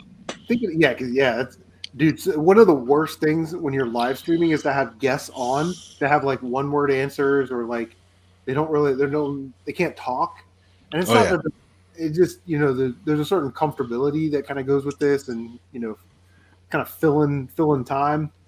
Oh, I have a pink one, yeah, for sure. That's my main. But yeah. Oh yeah, Nintendo, you guys can jump in for sure. Yeah, Nintendo. Anyone who wants to talk, I'd love to talk to people. Yeah, jump on in. All right, Mr. V, take it easy, buddy. Thank you for the dono. I appreciate it, man. That was sweet of you. Yeah, I might have to step away at some point though. So I'll just mute cam like you do. But no, for real. Retronic Collector. Actually, I have a specific question for you. I know that the NES wasn't big, and like the Genesis was. Okay, have you played a game called Time Cop? And I'll await your answer. I don't know. We'll move on. By the way, like I don't know if there's a way that you can mod a PS2 to be region free. I mean, I don't know how all that works, other than importing a PAL PS2 to play PS2 games that are PAL region games. But I'm sure there are you can in the PAL region, because we in the States typically get screwed over when it comes to STGs, when it comes to shooting games, spaceship shooters. And I'd love to play some more Japanese or PAL games, some racing games too. Yeah, for sure. Fighting games, I'm sure. No. First off, he said yes. He's played Techno Cop. You drive to the place and then you shoot people and turn them into red pieces of spaghetti, or macaroni, however you look at it. No. So I actually have a memory card for my PS2. You plug it in and it'll play any region-free game from PS1, PS2. Yeah, I bought it like in a. It's in a video actually. I bought it in a. What? It was in a case for Final Fantasy X2. It's one of our early videos, but it had a whole hack and everything for it. It'll play any game, and the way I know that is because I was like, and I loaded it up from the memory card, and I was like, it says that I can switch the regions here, right? And so like I go to switch the region, and it said PAL and TSC in Japan, and so I have like a couple of PAL versions of PS2 games, and I have a Japanese version of Dragon Ball Z. Yeah, Kane Deathbreaker sent me a bunch of PS2 games years ago, and 3 of them were PAL games, like Lethal Skies. I think it was like King of Fighters Anthology, and like Metal Slug 4 and 5, or Metal Slug 5. Oh, that's dope. And it's like I have no way to play it on my PS2 because I don't have. Man, I wonder if I could buy something like that. No, don't buy it. Just okay. All you need is I don't know how to do it. No, that's the thing. I have the thing to do it. I have it's a USB to PS2 card reader It's for the PS3 to transfer your game saves to the PS3. Because when the PS3 came out, I was rolling in the drug money, like serious sniff roll. I'm just kidding. That's a joke. I was actually building houses for a contractor at the time. I was making good money. And so I bought a brand new PlayStation 3 to play all of my old PlayStation 2 and PlayStation games in. And then it all ended up with me as a giant gun at the end. Say hello to my little friend. No. Yeah. I'm literally triggering everything that, that I can think of for a peace officer to get triggered by. Anyway, I'm literally messing with you. I'm one of those weird ones. No, you're not. You're not a weird one. You're a modern one. That's what I think, One time we were streaming a Nintendo because he lives in Oregon, so he just fires up a joint all casual because that's how they roll out there in Postal District 8, And secondhand toy dealer was like, "Was that weird?" I was like, "No, man. He lives out there. It's legal. He can do whatever he wants." And I'm not the marijuana in Oregon police. You know what I mean? Oh, I mean, no, for real. If I wanted to spark a J right here, it's decriminalized here in North Carolina, so I could totally spark a J with no real consequences. Yeah, that's just too funny. The reality is like, if I wanted to do something harder, I wouldn't do it right here. No, I'm just kidding. For real, actually, the hardest thing I do is alcohol. Today, I am drinking George Dickel chill filtered rye whiskey. It is, it's whiskey. So, yeah. It's a little bit harder than I usually go for, but, NES Addict, Jay is back, so everybody run for the hills. I will say this about Jay. Jay typically does like all Nintendo. Like Nintendo games, Nintendo games, Nintendo oddities, and he has one hell of a collection of like not just games, but like Nintendo nostalgia popping stuff. You know what I mean? Oh, like, sorry. Keep talking. No, yeah. I want to get my big mistake. And he's such a good dude. We'll get Woodbury in here. Wood. What's up, man? Nothing, man. How are you? How's the audio? I know sometimes it's off. Good. Sounds good. Sounds crisp. And nice. It was so funny because you have been live streaming a lot with Woodbury and my jammy from another day. You've been live streaming a lot with Dan over at Rebel Gaming Club. Yep. On their Thursday night stream, and a couple of weeks ago, I got home and it was on, and I clicked on it. You guys were talking about the gaming community, how it like used to be, and all that stuff. Well, it was like back in the day, right? Like because us older guys, man, and it really sort of brought up some interesting feelings about how we used to conduct business and how some of these cats that are new on YouTube conduct business. So I just kind of wanted to pick your brain a little bit. What are some of the things that you kind of notice as being so different back then as far as now, Oh man, everything's got a lot more hectic. The speed and momentum it's all about the money. Pretty much. That's no, hold on. I understand that. I mean, I get it. Woodbury, and that is exactly the thing, though, is like that's what people want because money is so hard to come by. That's why it's doing so well. I mean, for real. Real quick about poor purchases and bad purchasing power. Here is the power supply, and then here is the gigantic mistake I probably made, but that's all right. Oh no! Don't get too amazed, right? It's got the little pluggy dealy in the back, right? Yeah. Right, and then I got 6 cue cards with it. So. Oh, nice. Yeah. I've reached a new elite. They're all the crappy games that don't cost much. Fantasy Zone, Legendary Axe, Galaga 90, Dungeon Explorer, Victory Run, and Keith Courage. Yeah, I got a couple games in there I want. Galaga and Fantasy Zone for sure. Oh, dude, no. Fantasy Zone is one that's highly recommended to me by the previous owner.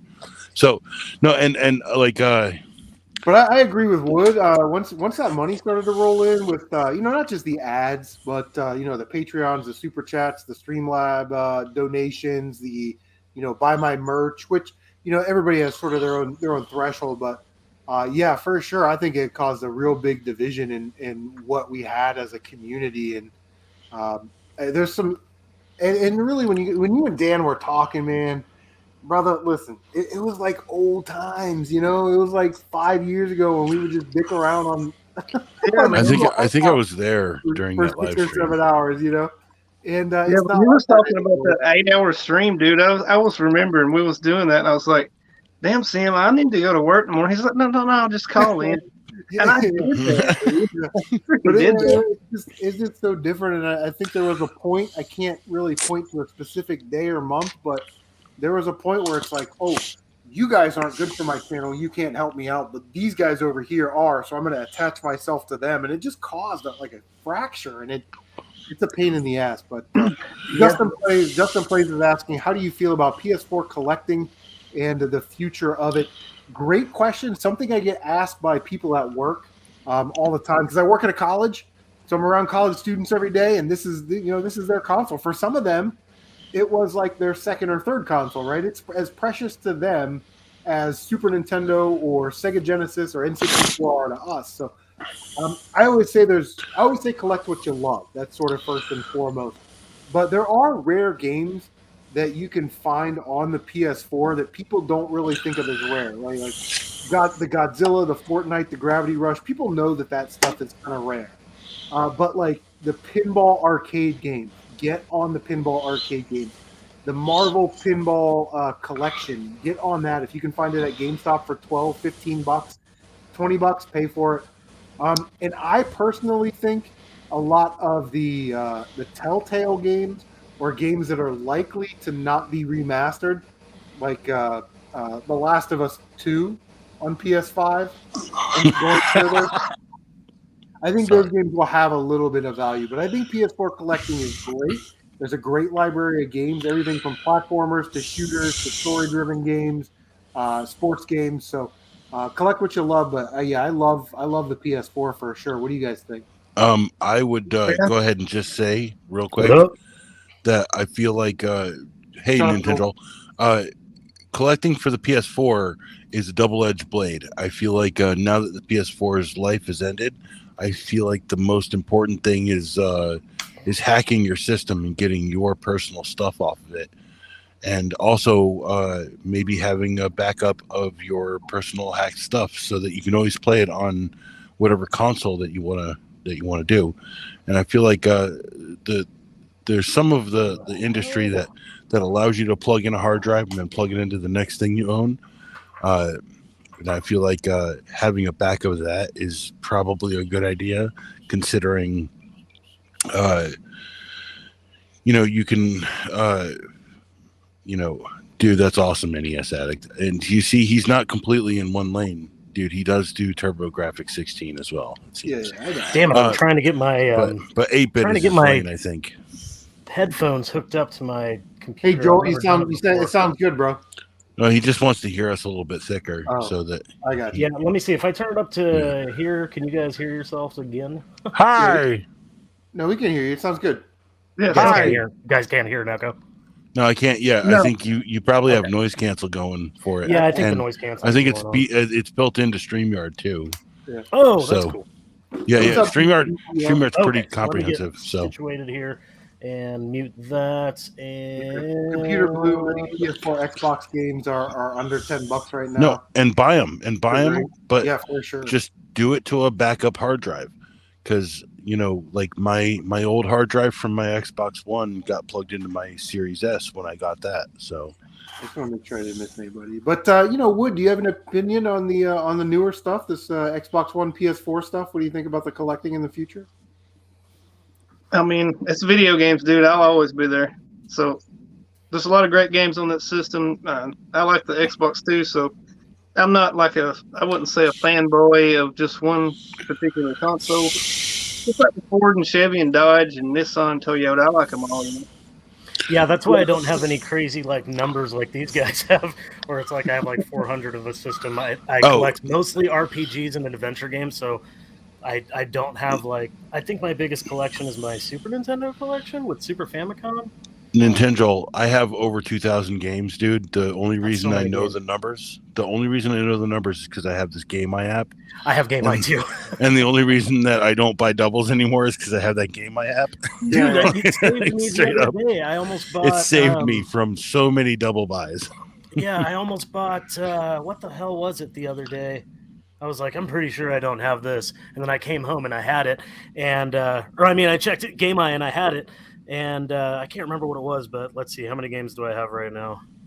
I have 1,030. Nice. Yeah. See, and you're saying that's too many. I look at the back of your shelf and I look at my room, which there's a room tour coming up soon. I'm trying to work on. I'm just trying to get the boxes kind of situated back and forth so that the whole room is clear, and then put them in my bedroom for a little bit and take the video because that's You have to tidy up before you do a game room that's tour. I that's absolutely hate every when people, guy's.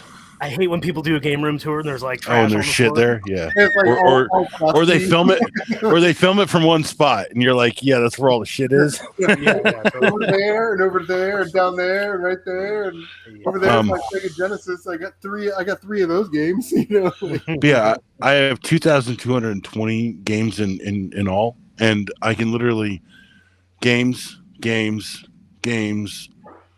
retro repop systems, games, amiibo, guitars. Another bad purchase I made recently, although that guitar is definitely screaming. I just got a new guitar too.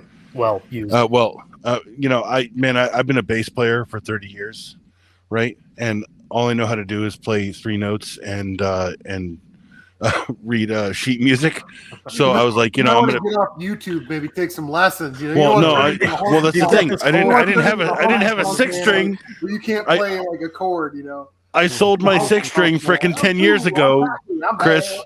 When I started the channel, I sold my six string, and now I just bought like is a $300 or $250 Squire, right? I bought it for $170. I got it tuned up. It's really sounding really good. I just it is what it is. I still haven't taken the plastics off it or anything. I'm just saying. All right. I had to buy like a month ago. I bought and it's a 7-string too, so I'm really screwing myself. But I got a 7-string guitar used not that long ago for $200, and I haven't even put the strings on yet. Man, if someone, dude, first off, my strings. No, those are the acoustic ones for my buddy. No, my strings around here are the Black Beauties. No, if I could literally play a 2-string bass guitar, I would. I absolutely would, 100%, because that's all I ever use. The top 2 strings. No, it's all I ever use for most of the. But you were saying, as far as the games, like this here, though, this rack right here, is all CDs. This is like 600 CDs. My metal collection. That's not all of it either. There's some upstairs. So I have to this room is tiny. So there's these 2 shelves, and then this one over here. When you're in a space matter, got man, I was about to say, do not look at that puppet. Another channel I'm working on. Whatever you do with your puppet on your own time is your own business, Matt. By the way, that puppet's personality is based on you. Don't look at the puppet. Like Wood, do you collect PS4 or Xbox One? Or you got games in there that maybe you like that are cheap games now that you think maybe might have some value later? I do have I've got about probably 60 PS4 games, and holy crap! I thought I was getting a call. I thought I was getting a FaceTime. Wood, damn it! Everybody to leave me alone. I'm seeing stream, but as far as the value, I'm not really sure. I collect a lot of like I'm in Elden Ring right now, like over my head in Elden Ring. So anything from software, I think in the future will probably hold some good value. And that's always like, especially with this generation of gaming and the last generation, is like, because digital downloads are such a big thing and people aren't screaming over physical, like in the future, like right now, Gravity Rush, the physical copy may be $100, right? But it'll always be digital for $20. You know what I mean? Like PlayStation 7, you'll be able to download that game So there's no reason to spend the money. So I don't know how that's going to affect the market. What's up, Captain Retro? I collect PS4 games, but I mean, as I just said, I'm picky about what I get. It's RPGs. I mean, like, good example. I picked up Blue Reflection 2 because the first one is worth like almost $200 because it's a PS4 exclusive, not many numbers. So when I see something like Blue Reflection 2 come out, I bought that day one because I know for a fact that is not going to be easy to find. Knights of Azure, there's a bunch of RPG, the East games. You can never go wrong with getting an East game. If you find a physical copy of an East game, it's going to retain value at the very least, or it's actually going to grow in value. They don't produce that many copies. I mean, Nihon Falcom, is it even Nihon anymore? But Falcom is a small company. They only put out so much, and if a game only sells so much, they're only going to put out so much of the next one as well. I feel like that question was a snipe hit directed precisely at my head, Chris, because you know that I collect Just Dance stuff. Hey, I have a brand new Black Wii. It's a Just Dance edition. I paid $20 for it. I had serious buyer's remorse when I bought it. I was like, $20 for a Wii, really? But it was all brand new. It kind of justified it in my brain. It still had like buyer's remorse like 2 years later. And now that those things are worth like $250, I have no remorse over that purchase. And Just Dance, for sure. I think Just Dance games are they're always going to be. They're never going to be like $200 games, right? But they're always going to get into that like $15 to $25, sometimes $30 range, depending if it's a Disney or a karaoke one or whatever it is. Because there's always people having kids.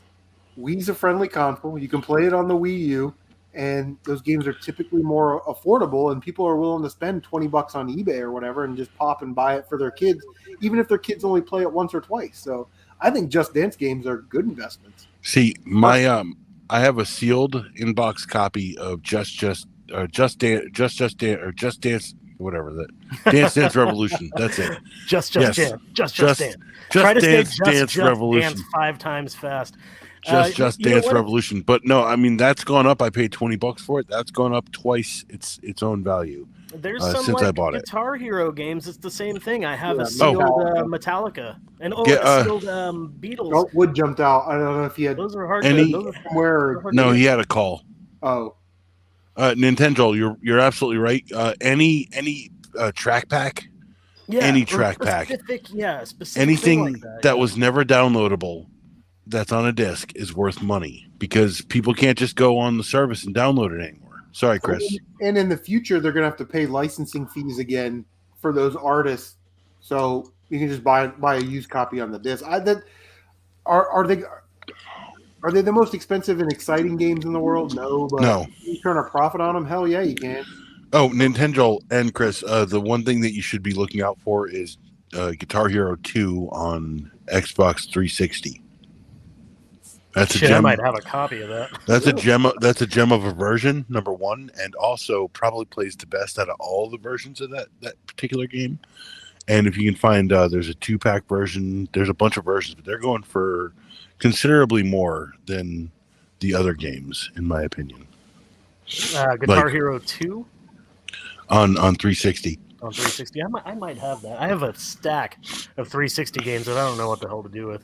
Well, that's the thing is that particular game only came with a 360 guitar controller, right? And it came with it came in like a pack with the guitar. It came with a Gibson Explorer with no Gibson on the headstock. Oh, the reason I know that is because I bought that when it came out because I'm a dumbass. Probably buy it again if it comes out on Switch. Or also, what makes those games so good is that those are games that you're likely to find at a garage sale, a flea market, a thrift store after it's been picked over because a lot of resellers wouldn't buy that. You know what I mean? Well, and the problem with that is, especially with Guitar Hero, is getting the Guitar Hero stuff. Yeah. Oh yeah, look at that. That's for Jay. There you go, man. That's he's one of my favorite. Yep. I think the Crow is just his purple weapon. Ah, God, he's so good. I wish we would focus a little bit here. Let's see. You got to put your whole hand, turn it sideways. There we go. There you go. Getting a little bit of focus. Ah, jeez, it's so hard to do, but yeah. Well, you got a web. There it goes, right there. but a webcam, it's so hard to get that focus because it's all Yeah, digital. and this is a 720. I have a 1080p webcam somewhere, but I moved so many damn times. It's the one thing I can't find. I had this bag of electronics and it was with it, and yeah, I'm just gonna have to buy another one. I need a new mic too. This thing sucks. First off, I would say you probably don't need a new mic. And if you did get a new mic, just get something with a preamp, something you need a preamp for. Because I just picked up a PreSonus audio box for $100, and it's got the 48 plus volts for my AKG microphone around here somewhere. That I'm just starting to do stuff. Oh, you doing a drink? Okay, I'll have one. He's getting a drink. But I'm just now starting to do stuff. I've always made beats for the channel so that we weren't using someone else's music. And I've been guilty of reusing those songs, which is why I bought a guitar also, because, you know, life goes on. And one of my regrets is that I stopped doing music before I learned to play the 6-string completely. Yeah, Although you have a 9-string, right? Do you have a war guitar too, bro? String, actually, it's a 13-string triple Dude, neck. Yeah. Is it a war guitar? See, the thing is that sucks is I had a band going and it fell apart 2 years ago because my bassist, who was actually a friend of mine, turned out to be a real piece of work.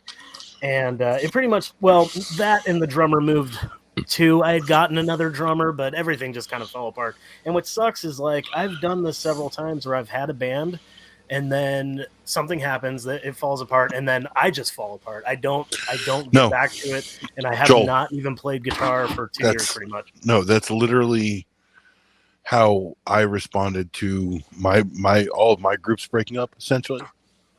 Yeah, like you pick up the pieces, you start with the guy that you like started the last one with, essentially. Yeah, and it just becomes this thing where it's you're tough, just like, man. It's a cycle, right? Well, bands are basically just a really strange form of a relationship, and you're right. And I mean, literally, it's like the world was against us because everything happened at once. I mean, it wasn't just him; the drummer left, and then a bunch of other stuff happened, and then his house burnt down. So it's like there's literally, like, where we used to even play is gone. So it's like it's so crazy, but I'm gonna get back into it. I bought that new guitar, and I'm hoping to actually, with that 7th string, try to get my stuff a little heavier, a little doomier. See, that's kind of where I'm at. I think with this Fender, it's not a Fender, it's a Squier. I wouldn't buy a Fender anymore. Mexican Fenders are overpriced. I owned one for 10 years. I hated the thing. I feel much more happy buying this one. It's got a hardtail, so I don't have to tune it every second of the freaking day. And and I'm looking at buying like certain things for it. And the first thing that I knew I wanted to buy for it, because it's an HSS, was a new humbucker, and I wanted to get a rail hammer, like a vintage rail hammer with like the deep low end, and like the hummy, like growly shit. You know what I'm saying? Yeah, I'm laughing at Retro Tiburon's comment. If you guys need a bandmate, I play one mean skin flute. Hey, you know what, man? That's actually its own kind of band. It's called OnlyFans, and I'm sure you'll find an amazing audience at OnlyFans. Yeah, Justin plays. I'll check that out. Audacity. I think I had another friend tell me that I needed to use that. But I mean, in all honesty, this isn't really the greatest mic. I do want to get something a little better eventually. Captain Retro. Yeah, I'll keep that in mind. Maybe it'll help. Captain Retro, for real, it is good to see Murr and Woodbury and Emceemur. Definitely 100% wish you had included me in that. But I get it. I'm not your boy. I'm just your wrench. I got it. I'm just messing with you, Cap. I'm going to come see you in GA one day, for real. Dude, it's only like 4 hours drive from here. I'm just going to show up one day and be like, hey, where's he at? Oh, Kitty came in right on time. He's like, you got a cat? Cat video? Let's say what's dude, up to if you have a cat and you're not making a cat video channel, oh man, that looks like my cat, except I didn't. Panther. Yeah, I have a panther, dude. So let me tell you the story about I took my cat to the freaking. Oh my God, Captain Retro! I know you are. I love you, man. I'm gonna come and see you in real life one day. We're gonna do a video about pinball machines. Anyway, dude, I took my cat to the vet one day, put him into the cat carrier the whole way down. Meow, meow. Right. I get there, put him on the scale. Right. The freaking nurse, right, sees that this cat is like freaking 15 pounds. Right. Yeah. What is that cat like? 12, 13, right? He's probably about 15. He's freaking Yeah, huge. yeah. Here, I'll show So you the length of him. You can check out his bikini. oh, look at that. He's like, no, don't show that. Come on. But no, my cat's about the same, except he's got a tux. That's like his pattern is like this, and he's also the cat that I don't have a channel for, which is funny. But I put him on the scale. It's like 20 pounds, and the lady's like, "Hey, I've got these giant gloves just in case your growly ass cat doesn't want us to do what we're doing to him because he went in for an eye infection or something, right?" And he's like, "Rawr." We let him out of the cage, and the lady with the big gloves on, and a lady on the other side, like, and the cat comes out, and he's just like, right? Only for 2 minutes, and now we went from video games to cats. Yeah, no, we were talking about video games too. Interspersed. Well, we were talking about stuff. Music, actually. We were talking and about music. Yeah, no, we did. music, we but, we went to the Rebel Gaming Club. Astriel showed stuff. up. Yeah, you for were a talking second. about OG Captain Retro, man. I saw on my PS4 thing, Captain Retro was playing MLB this show because it tells you all what your friends are playing and stuff. Oh, dude. Yeah, Captain Retro, man. One of the old schools, man. Used to live. Speaking of old school, okay, I'm wrenched on Captain Retro's channel, and that happened the night that he got banned from YouTube or whatever because he was playing MLB The Show. Like, you could just be on camera. YouTube is crazy because that one night he streamed Conor McGregor versus Nate Diaz. Nothing, but he gets busted for playing a. I know for playing. Everybody else is playing like 2 hours early. Yep. yeah. It was released early. Yeah. Ken's doing. No, Captain Retro's a freaking legend status. Fixing arcade cabs and turning profits and legend. He's a freaking legend. Why is he licking my legendary arm? shit. Why are you licking my arm? What are you doing? Because hey, that cat is like Captain Retro. He's keeping the dream alive. That's why he's licking your arm intentional. I probably taste like what I eat, which is like tacos, fried chicken. Yeah, and Captain Retro is always a good guest on a live stream because he can talk about anything. You know what I mean? Like he's perfect for and podcasts and all that other stuff. Watch Captain Retro show up and be like, "Hey, what's up? I'm gonna tell you all about how to fix door jam." I believe it. I mean, that was my favorite comment. And we told him that plays the skin flute. He could do a mean solo act. Mean skin flute. Onlybands.com. It was funny. Onlyclams.com. Totally stole that joke from Nintendo. I don't know who somebody you asked Retro Bro one time if he would do an OnlyFans. He was like, "Dude, gay dollars spend just the same as straight dollars." You ain't wrong. Dude, I was like, "You gotta be kidding me, man." Here, apparently, Astriel just wants to be on camera, so we're just gonna keep it right there. Yeah, that's cool. A hell of a lot more entertaining than I am. I'm telling you, dude, go follow that cat around for a whole day and just film a bunch of stuff in like the horizontal or the vertical format, right? And just make a channel. It's called Azrael Cats Better Than Every Other Cat. And then make the channel. You'll make like $12-15 a month. Easy. I'm telling you. This cat's so lovable. I probably could. He follows me everywhere. I mean, I get up in the morning, he jumps out of bed with me. He follows me all the way down the stairs. He comes downstairs, he meows at me, tries to get me to hold him. My cat stopped sleeping with me because he knows I'm a lazy bastard and I don't wake up till like 10. You gotta live your life the way you want to, man. Just like cats. Cheers, by the way, Chris. You know what? I need to do that. I'm like, what you're doing right there. I need to do that. I've been sick. I have stomach problems, and they come on and off, and I've been sick again. But I've been doing pretty good for the last few days, and I am craving a freaking beer. Well, I am actually drinking Grandpa's old cough juice right now. I just cracked into this new bottle. Like 2 weeks. This new bottle of Grandpa's old cough juice. Is that good? I've never had that. Yeah, George Dickel. Yeah, absolutely. Yeah, I've never dude. had it. I usually drink Pendleton or Pendleton's lately good. Rebel because it's $10 cheaper. Oh my god, dude. I hope Wood comes back because I wanted to ask him about. I wanted to ask you guys about original Xbox games, and he's a big original Xbox guy. But I hope he gets. So am I. So, yeah, that's why I thought of it because I know you guys both are into the original Xbox. I'm not really into the original Xbox. Actually, I'm not as much into Xbox. Dude, there's literally I have 3 games, dude. You hear that? I have a very small collection. I'm tapping my Xbox right now. It's literally I can see right my next to 3 me. Xbox games right here. I have some Dungeons and Dragons hero game, and then I can have the see 2 my Total overwhelmed shelf of 400 freaking Xbox original games. Thanks, Chris, for that package, by the way. And Retronic, I've never seen a silver snowball mic. That's pretty cool. Did you play that Air Force Delta game? Yes, that is such a good game. And I actually I have that on PlayStation 2. Hidden Gem? Yes. Actually, I would say it's an actual hidden gem.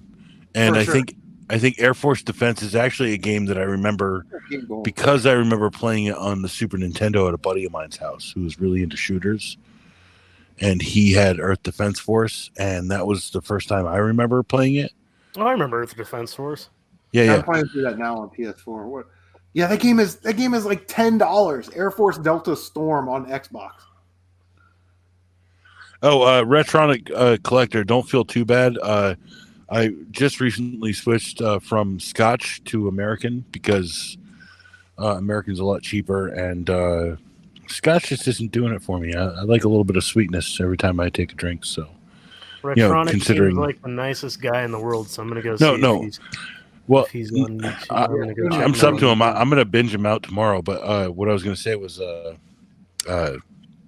British people are always 100% ready to give you polite before they're ready to give you anything else. Sorry, Chris. NHL hits 2003 on the OG Xbox was awesome. I agree. Except for the fact that I think NHL hits 2002 is way better. Was 03? Was that the last hits game on the original Xbox? I think it was. I'm almost sure it was. But so Retronic Collector, Tony lives in the UK. He used to make predominantly like PS2 stuff, what I've been picking up on PS2 and stuff like that. And just a wealth of knowledge when it comes to the PlayStation 2, especially in that region. So nowadays, we're able to play games from different in the 90s and the late 80s, it's like we would never hear of these games. And now with YouTube, we're able to have all this information about these games right at our fingertips. So to find somebody in a different region who is not only passionate about the PS2, loves the PS2, but is also knowledgeable about the PlayStation 2 and game recommendations and that kind of stuff. Oh, like VGL. I meant to mention that earlier. But, Tony is great with the PS2 stuff, especially from that region, which we don't really get a lot of over here. You know what I mean? Like there are games that we didn't get and stuff like that. But yeah, VGL was in here. I don't know if Steve is still here, but Steve gives great game recommendations. Like 2 years ago, his game recommendation was Haley War on the Sega Game Gear. No one that I know really cares about the Sega Game Gear, but that was a PAL version game, and I played it on emulator. It's a shooter game, which was awesome. And then last year he recommended Ghost Rider on PS2. Again, like a $5 game. And it was one of the best games I played last year. I love finding cheap, good games. Have you guys ever played? This is the one I always talk about, but I don't know how cheap it is anymore. Let me check real quick. Let me make sure I'm not eating my words. Ghost Rider plays a little bit like Devil May Cry and God of War. And what's incredible is it loosely follows the story of the movie, which that crappy Nicolas Cage movie, but it's not like that. Again, it's typical video game stuff, right? Like you collect souls and that's the currency and you buy all your upgrades and all that stuff, right? But once you beat the game on normal mode, you unlock all the cheats and you unlock like the original Ghost Rider uniform, Blade, Ghost Rider 2099, Vengeance.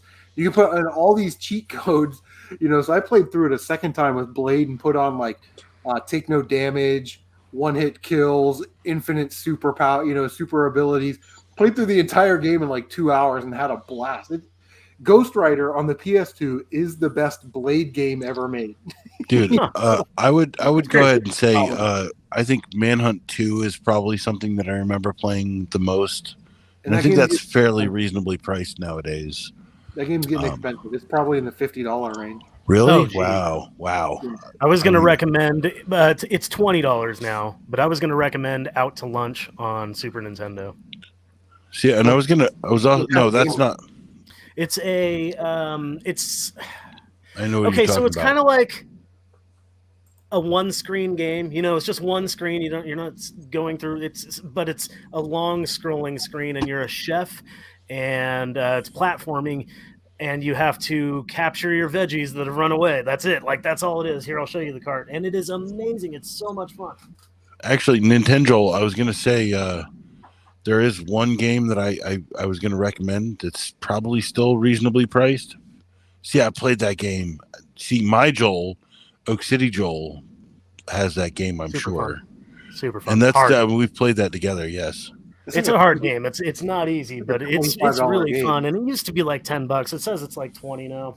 Yeah. But you're an RPG guy. I think Odin Sphere is one of those RPGs that I did. Like, I didn't expect. I popped it in to play it because I got it on a thrift, and I played that game for 20 hours. Same with Dragon's Crown. Get Dragon's Crown. Like, dude, no. Well, here's the thing: is like, I think I had a PS2. My PS2 died, right, and I bought 5 of them, right, in a big lot, and they all worked. So I think that was our first giveaway to Henry G. Henry G. Shout out to that kid, who's like all grown up now. And then, Kraken Gamer, right? And I bought 5 of these systems, and then none of them could read the disc, or because it was a blue disc. So I bought a slim system online, and that thing didn't work. And then I remember like going to the thrifts the next day and getting a slim that was black, like a black slim, and it worked. And I was like, because on this quest to like try this game, and I'm not like a huge RPG guy.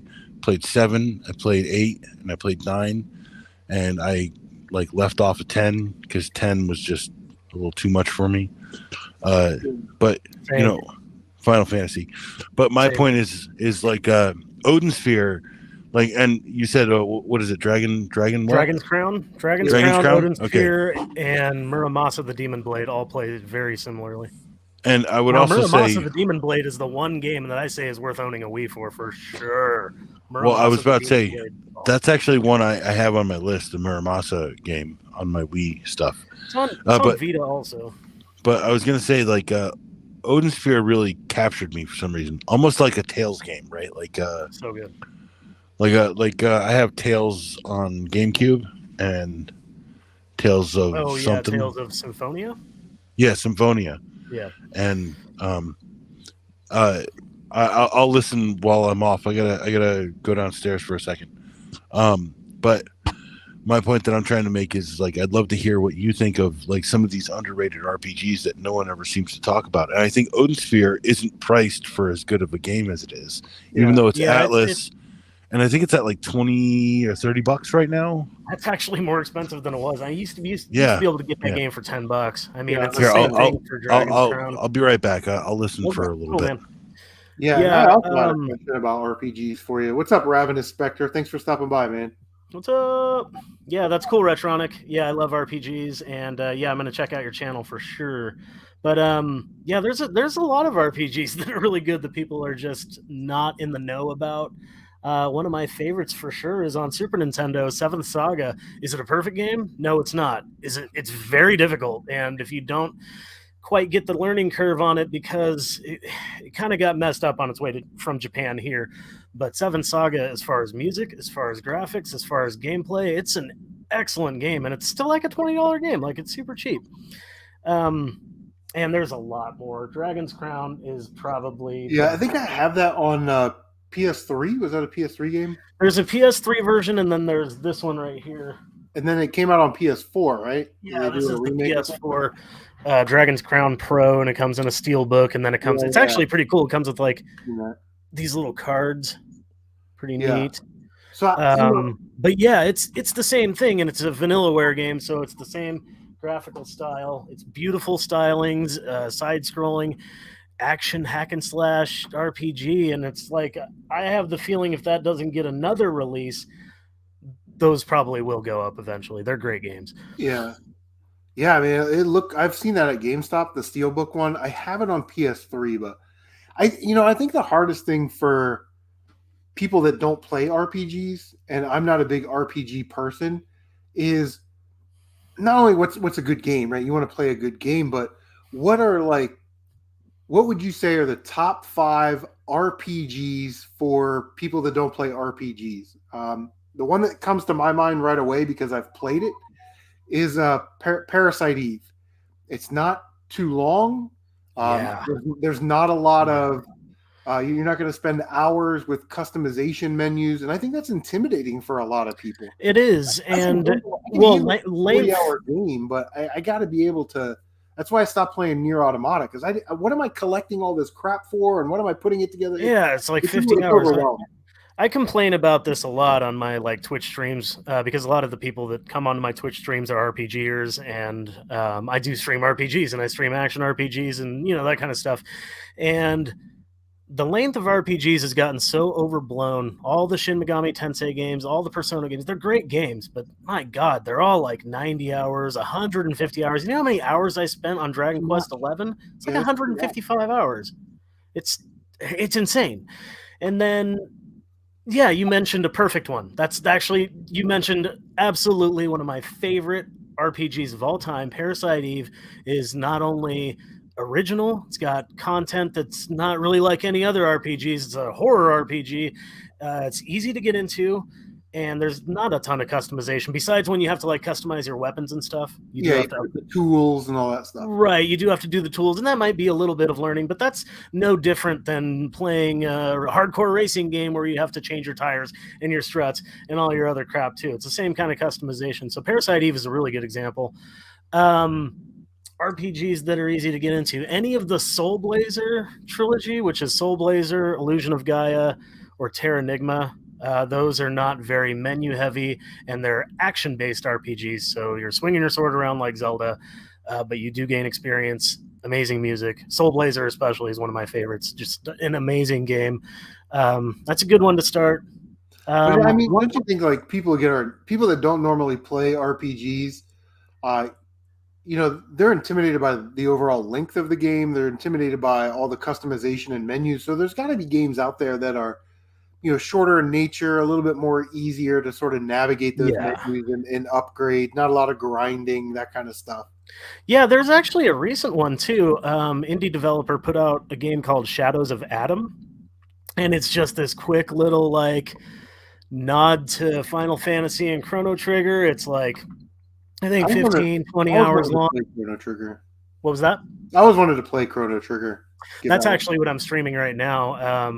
I've never beaten Chrono Trigger despite owning it for over 20 years, so I'm really far into it.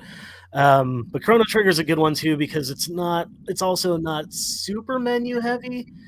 But I mean, I have to say that, and this is going to come as a surprise to a lot of people, but I have been preaching the word about this game since day one.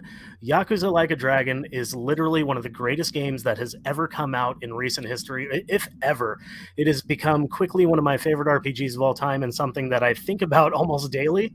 And now my girlfriend's playing it, and I'm watching her play it, and she's just amazed by it. And it can be a little menu heavy and it can be a little daunting, but they really do start you out in a good direction with the story's excellent and they explain everything very well to you. And because it's turn-based, you have time to think about your actions. So I cannot recommend to anybody, whether you're an RPG person or not, whether you've played any of the other Yakuza games or not, the best game that I've played in the last probably 10 years has been Yakuza Like a Dragon. It is by far worth your time. The only thing I'm going to say is when you first put it in, be prepared for a lot of story. There is a ton of story and a ton of background, but it's all worth it in the end. It's so good.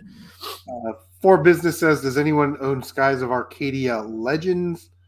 Ravenous Spectre, Lufia, and Yeez. Eddie says RPGs are hella boring. They just need, for people that like shooters and action games, they gotta hook you in that first like 10 minutes. You know what I mean? Yeah. RPGs are not for everybody, and I mean I know that. There's a reason that a lot of these that I have, there's only 50,000 copies in the world because they don't really sell that. It's just not for everybody. If you don't want to sit through 3 hours of story, you're probably not going to have a good time with it. But once that game gets going, it's freaking incredible. I do want to see some of these people will say like, well, Metal Gear is great, but there's 9 hours of cutscenes. You know what I mean? Right, right. That's a good example. Yeah. So let's see some of the comments here. RPGs are hella boring. Yakuza series is great. It is, but Yakuza Like a Dragon makes everything before it seem very stripped down. I started playing Yakuza 0 after I played Like a Dragon and was like, this is like half the game. Like, it's really, there's so much in Like a Dragon, and it's so full of just fun stuff to do. I mean, there's full arcade games in the game. You can play Dragon Kart Racing, which is basically Mario Kart. I mean, you have a real estate business. It's freaking amazing. But I will say that somebody mentioned East. Thank you for mentioning East. That is one of my favorite series of all time. I've beat 5 of them and own almost all of them. And East can be a very good series to get into if you're wanting to try an RPG that's easy to get into, not long, and is amazing. Go for East Origin. It's like 20-25 hours. I have the one on the PS2, and I've heard that's pretty good. East Origin? It's the Ark of Nafishtim? Yeah. Yeah, I have that one. Expensive. Did it really? Oh, yeah, that one got so expensive.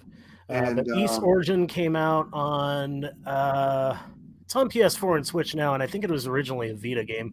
But it's basically... start at the bottom of a tower, work your way up, hack and slash with light RPG elements. I mean, you gain experience, you can equip some stuff. Like, that's it. It's really simplistic, hack and slash, overhead view. There's not even a map because it's just a tower. So it's like once you're done with the floor, you can move on up. You can warp a couple times too. And it's a quick, fun, amazing RPG with freaking killer music.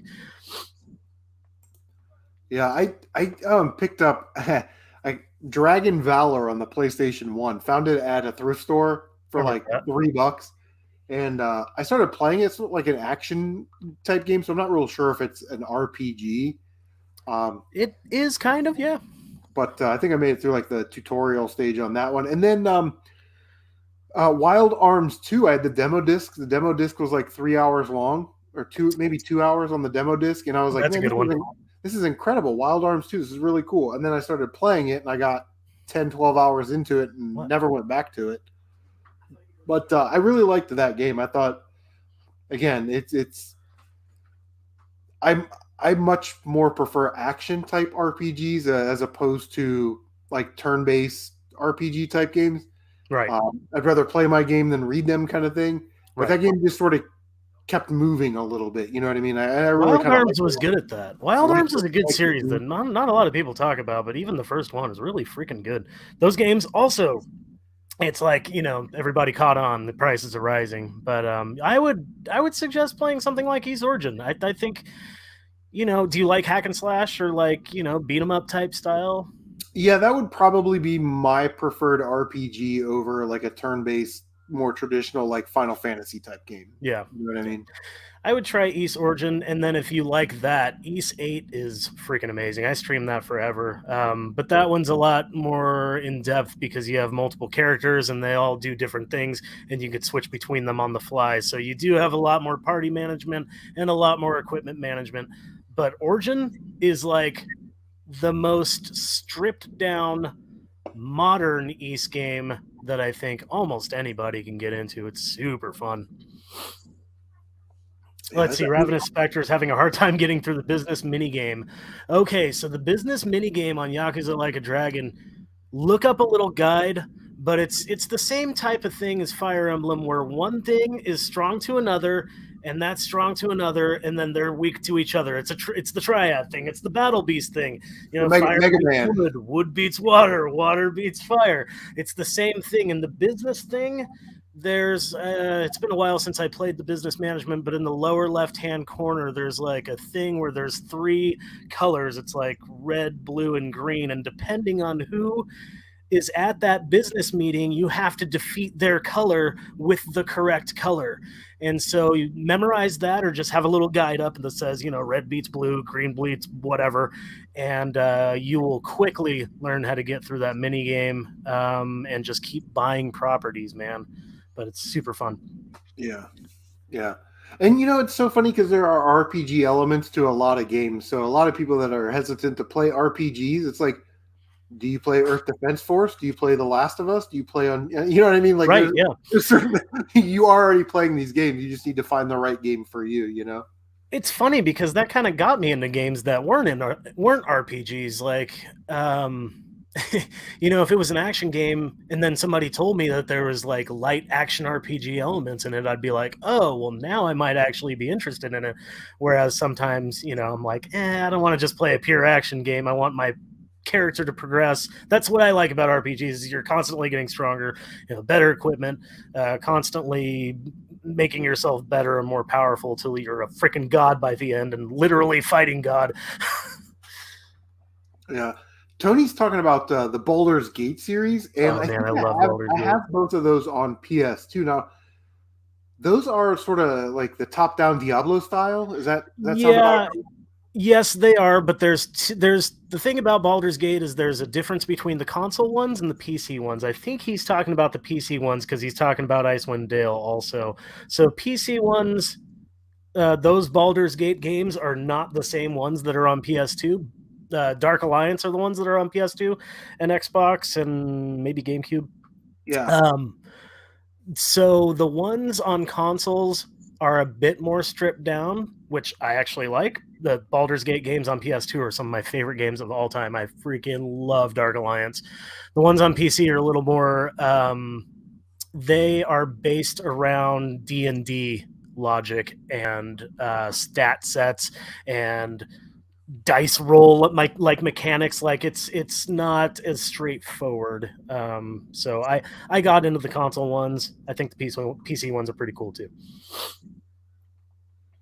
Gore the movie god, my main man. What up? Yeah, Command and Conquer is cool too. I never got into that too much. And then Dragon's Age Origins, I've heard so many damn good things about that, and I've never played it. I don't think I own a Dragon Age game. Yeah. Let's see. The newest Dark Alliance game was awful. What are some good RPGs that are like under 40 hours? Like good RPGs under $40. Under 40 hours. For what? Like, I mean, I could probably recommend a bunch of Switch games or let's see. Not $40. 40 like what are 40 hours or less? 40 hours or less. Parasite Eve for sure. Yeah. Why isn't that game in the second part and third birthday? Why has that never gotten like a remastered remake on one of these newer gen consoles, man? I have been. That's been actually. It's funny you mentioned that. That's been my number one game that I think needs a remake is Parasite Eve 1. Parasite Eve 2, unfortunately, I think it was mine too, dude. I made a video about PS1 games that need a remake, and Parasite Eve was like on that list, bro. Oh, that's funny. Yeah, Parasite Eve, I think is no joke. That's probably if I had to choose one game that I was like, man, somebody remake it with.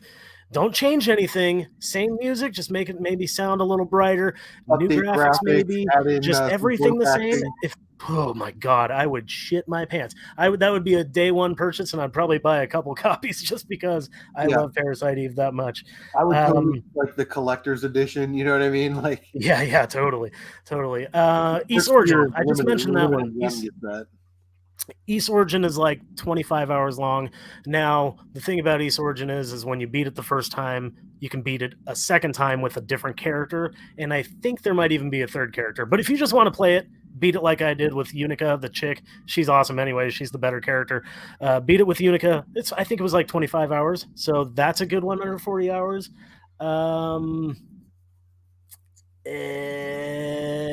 Earthbound, I don't think is longer than 40 hours and is a great RPG.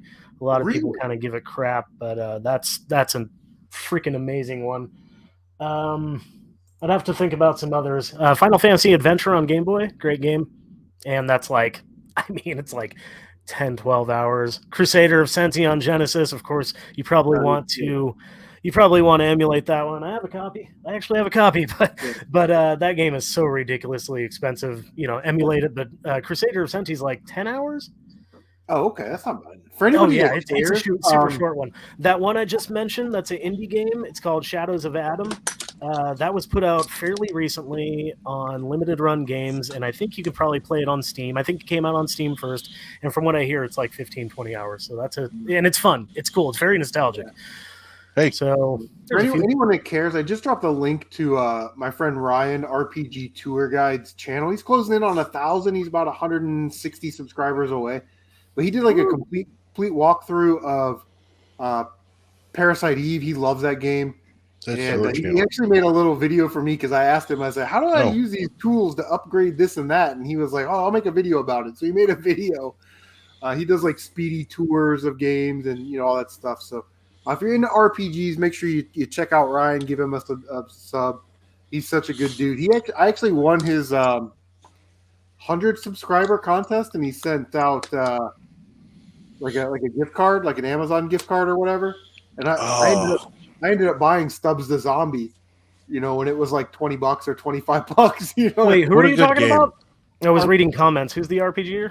RPG Tour Guide. I dropped the link. RPG Tour Guide. Yeah. I just subscribed to him. Yeah, super nice dude. My roommate just showed up, and they said, "Hey, I found this at a thrift store." It's like Ghostbusters 30th anniversary. Wow, that's pretty cool. Yeah. Well, like I've got this tattoo, Ghostbusters, on my arm. So, because I always wanted to be a Ghostbuster, even though I've never had any evidence. But yeah, it's like 30-year, right? And I was like, I remember this. I bought like one of these green slime donuts when they had them. But that was super cool. Yeah, my roommate I remember showed that. up. Yeah, it was. We don't have a Krispy Kremes down here though. And it had Slimer. Yeah, Krispy Kreme. Actually, North Carolina is where Krispy Kreme's from. So the original one is in our town, I think. So. And Gore, the movie god, is correct. Chrono Trigger is technically less than 40 hours. If you just wanted to do the one, like one good ending. I'm about 27 hours into it right now. I'm trying to beat that damn thing. You see, I have that on PS1 on the compilation Chrono Trigger. Play it. It's pretty good. I'm gonna make some people mad though. I'm gonna make some people mad because I think I'm gonna do a Chrono Trigger review, and it's gonna be from a not fanboy point of view.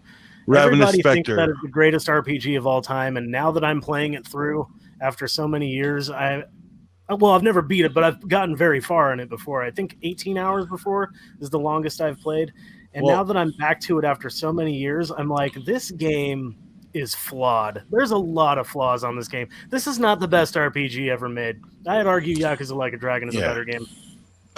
Okay, so real quick, I want to traverse the time when I wasn't here real quick. I actually picked up Dragon Power on NES recently. Dragon Power? Which I don't know if you know that in Japan it's Dragon Ball. Let me look this up. It's a Dragon Ball game, but here in America we got Dragon Power. Oh yeah. Okay, now that I see the cover, I remember this. And I'm the guy, like the whole reason I got back into buying NES carts, because I sold all my stuff at one point. And I regret it to this day, including the travel bag that we had for the NES. But the first game I got was Dragon Warrior. And I was like, man, there was another freaking game that I played all the time because I thought it was Dragon Warrior, right? Because I was talking to friends. And it's basically this is the very beginnings. I think I bought a plug and play console or whatever with the slot or whatever from like Gamester 81 was saying something about it at the time, like a retro console, basically what do you call it, like a Retron 3 or something. Yeah, or no, but all it played was it was a clone console, but all it played was original NES, and I bought that for I think it was $25 on sale, and Dragon Warrior, and I played that whole game on that. little shitty system. That's funny. And you know, Speaking of Dragon Warrior, okay, that game is such an interesting history. well, And a you lot of talk people about know grindy that, games, though. Grindy I love it. games. and a lot of people know that it was the Nintendo Power game and all that stuff. Right? I was at Half Price Books, and like for $25 or $30, they had like the game and the little inserts and the manuals and stuff, no box. But in there was the Dragon Warrior 2 letter. Oh wow. That's And cool. I'm like, for $25, yes, please. And I ended up Yes. pulling off the parts and pieces, and I have that letter somewhere in these boxes over here. I'm like, man, That's that's awesome. the coolest thing ever. I think Dragon Warrior was my first RPG. Well, the thing is I got my Nintendo used from a See- neighbor that lived behind me in the Bay Area, and he sold me a Nintendo with like 15 games, and it had Final Fantasy and Dragon Warrior in there. So I don't know which one I played first, but I played them both, obviously, and that's See- how I got into RPGs. Joel, I'm old, right? I'm actually like, oh, well, I that's might the be thing. older. Okay, well, let's. Okay, I'm gonna say an 8 and then a number after it. And Yeah, if, I'm older. Yeah. Really? So you're Yeah, a 7? I'm 79. Okay, so you're 7 and a 9 then. Okay. But what is the number that goes before that denotes month? Because Oh god, now we're breaking it down. Wait, no, what? because Oh, like I'll be real, right. like January dude, 79. That's my like birthday. yeah, I'm. You see, you're actually a late 70s kid. So, and I respect that because you're my brother, but you're my age. And because my brother's a 70s kid, and you can at least definitely 100% claim Gen X, and I claim it because Yeah. I'm late 1980. Yeah. And sorry. Anyway, the whole reason, like, okay, so my gamer tag, like that's actually a bit of a weird piece of mythos for my life. It's like X, Generation X.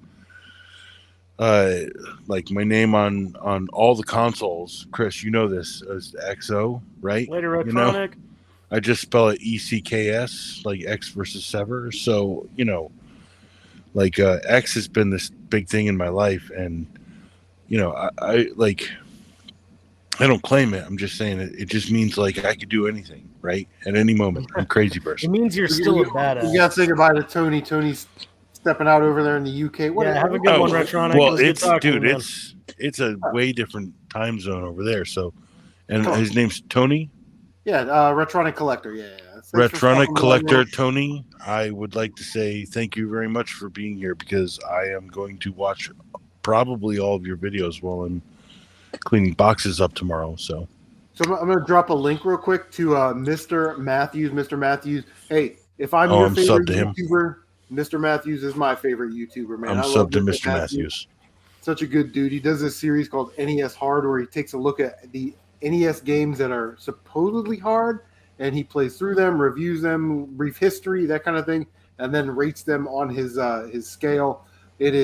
I fell in love with that series. His Silver Surfer video is probably the best video on YouTube. I love that video so much. I probably watched that video 15 times, no joke. Oh, So really? definitely check out Mr. Matthews. Great Mr. Matthews. editing. All right, I'm gonna go. And, go. very subscribe to him cool, right man. now. He did Ghost and Goblins. He did, I think, Ninja Turtles on the NES Hard. He compiled a list of what everybody says is the hardest NES game, and he's doing sort of these pseudo history review playthroughs of them, and it's edited nicely, and the way the videos come out is just it's seamless. It's a thing of Oh, I beauty. can already tell he's got a nice channel just by the thumbnails. I can tell. I was This is about to some say, quality content. Yeah, I'll I subscribe to him. watched I'll the check him first out. one, actually, Chris. What do you And doing? what I do when I recognize something's really good, I wait so I can binge it and really pay attention to it when I'm like Yeah, not. that first doing episode anything. of So and that's like what- that's Mr. what Matthews, happened. I'm and that's what No, MC I'm Moore waiting was for him to talking about build up. earlier. I type in hardest Nintendo games or top 10 hard Nintendo games, and his video just happened to pop up in the feed that day, and I Yep. clicked on it and watched the first episode of NES Hard, which is this big huge intro about the series, and I was like, this is amazing, this is incredible. And then to find out he's a Mega Man guy as well, Oh man, I streamed. Chris. We are bonded. Yeah. I just got freaking Mega Man 4 when I got that freaking TurboGrafx 16 Dude, I just streamed Mega Man for 3. NES. Oh my Yeah. god, dude. Dude, I am terrible got at so these pissed with games, that but game. I buy every one I can. Mega Man Dude, 11 on I that- love Mega Man 2. That's the game that I can play. and it's Mega not Man 2 is hard. my favorite, but I really wanted to try 3 because I hadn't played it for so long, years and Well- years and years. Well, And I streamed Joel, it and just got so mad. I got but I got mad. my brother is the one who taught me to play it, and like it's one of these few moments like I remember with my older brother, like growing up, where like he and I was like, how do you do this? And he was like, oh, you got to go here first. You got to pick this guy first. You got to do this a very specific way. And because it was his NES and I had the Sega Genesis growing up, right? So when he wanted to play like Sonic games, right? When Sonic 3 came out, the third day, I had already figured out like the first 4 levels. You know what I'm saying? So I taught him how to do that. And that's why, like, you know, there was a back and forth between me and my brother, although we're like kind of completely different people, very opposite in very many ways, you know, and that's something I've learned. I appreciate that from my life. Like I can essentially meet anyone and be like, I can kind of identify with that because I grew up with this guy who's like, hey, we Transformers, yeah. G.I. Joe, yeah. Don't take my boat apart, Matt. You know, like Sounds like your brother is somebody I would hang out with. Transformers, GI Joes, and Mega Man. oh, dude, no, I'm saying recommend, like Mega Man 11. Like it's my only brother 4 ran a hours. BBS. That's ran a old what? school. A BBS. What is that? Oh my god, it's a bulletin board system. Oh, gotcha. Yeah, so you call Old up school. like you call up a number. There, someone had like 3 numbers. He had 3 numbers out of this very room. This is an attic where my brother grew up, and he ran a BBS. I think it was called the Foundation's Edge or the Edge of the Foundation or something like that. And you know, he did shareware and a bunch of stuff, and you could download like Doom levels, like early, like pre-internet type stuff. And That's like badass. I remember being just in awe of that, right? And I was like, how could I do something that's bigger, right? And I think growing up, I realized like I remember one day my dad brought home an FM Towns computer, right? And it played Afterburner, and that was the only game it played, and everything was in Japanese. The keyboard was Japanese, right? But it was this whole like gray matched set computer and everything. And I remember selling it for like $1,200 when I was a kid too, because someone knew it was like this really important thing, right? And I was just some kid who fucking had it, and he was like, "Yeah, I'll give you $1,200." Oh my god, yeah, right now, yeah, for real. And like I remember buying I think a bunch of GameCube games after I sold that, because Dad came home with a free GameCube because they were giving them out at work, because IBM, that's where he worked, had like done a bunch of processing stuff, and they'd done a bunch of chip manufacturing there in the park, and that they had done a certain amount to get like ready for the launch and everything, and that they all came with like a game and other stuff. But I remember it was like a launch console, like one of the first couple colors, right? And I think it was black. I'm pretty sure it was black. It might have been purple, but I don't remember because I sold it. I'm so dumb. I sold stuff. Shouldn't have sold it. I shouldn't have sold any of my stuff, right? Like for real. Like I kind of regret that. I think that's part of the reason why I'm here. Like for real. Hey, Retro Tiburon. I agree with that statement in many ways, but at the same time, some of the challenge of the game is just playing only that game for like 4 weeks. Some of those games do. Like seriously. Yeah. But Like- you know, again, we're talking about the infancy of video games, right? They're not No. as popular as Well, it's still they have entertainment value, but yeah, man. well, I don't know. NES NES cage match is not a great game. Well, you know? yeah, I agree. No. I agree, but NES is more like the toddler ship. I think the infancy is, Atari really in television. Those games are rough. I mean, there's still some good ones. Dude, there's I still have it in really good ones. television. B-52 Bomber and what's the one where you defuse the bomb? Those are both really good games still. Dude, Pitfall 2, and Hero. Yeah, on Jungle Hunt's still good. Jungle Hunt. Yep. Demon Attack. I freaking love Demon Attack. Pole position's okay. Galaga Frogger. is still good on those games, Frogger, on those yeah, systems. Frogger. Like Atari's Galaga was still dope. Defender's amazing. Dude, Missile actually, Command still good. I got that But there's that just so Galaga many game. that suck. For real, I got that Galaga game for my Turbo Graphics, and I was like, wow, this is a really freaking good game. Yeah, Holy I want crap. that game. I Galaga's really no, I'm like in like that was I'd come upstairs, like I was working on the car, right? Like doing brakes and like washing my hands because I try not to get like too dirty because it can imprint on like light colored controllers very easily if you have grease on your hands. And so I kind of wash meticulously to keep my game stuff separate from the greasy stuff that I do in the garage. And I remember coming up, putting on a pair of gloves, rubber gloves, and just playing Galaga without washing my hands working on the car. It's funny because some of those more exotic or obscure consoles like TurboGrafx, Neo Geo, Saturn, stuff like that, when you play a game on it, it's almost like it's better. You know what I mean? It's it's such a novelty. You're like, oh wow, I'm playing Galaga. I mean, look at my TurboGrafx. I love TurboGrafx so much. Yeah, and I'd say the exact same thing about DS games. Sorry, Nintendo. Yeah. I want to hear the rest of what you're saying, but I'd say the same about DS games because there's a bunch of DS games that do the DS same games thing. are pretty amazing. But no, TurboGrafx. What do you have back there? Like both me and Chris want to hear you talk for about 10 minutes about. I got like 7 games. You have like, dude. All I have is loose cue cards. Well, let's see. Let's check my my Game Eye. Look at this. This is what I have, right? Yeah. It's like I'm in a poker game. I love that they're cards. That's my favorite thing. When I was a kid, I saw that in magazines, and I was like, I need that. But I never knew anybody that had a Master System, and they had some of the Turbo or the card games for that. And I was like, man, this TurboGrafx is awesome. So I don't know if you guys saw, but I did recently get some crazy ass shit. I have a TurboGrafx CD now. I got one of those. Oh, nice. And I do have a Turbo Express. I've had one. It does have issues, though. And then recently, it's sitting up there in the corner. There is a complete in box PC Engine Duo up there that I just got. Nice. So I can play imports and all that stuff. I do have a PC Engine. And then I have, let's see.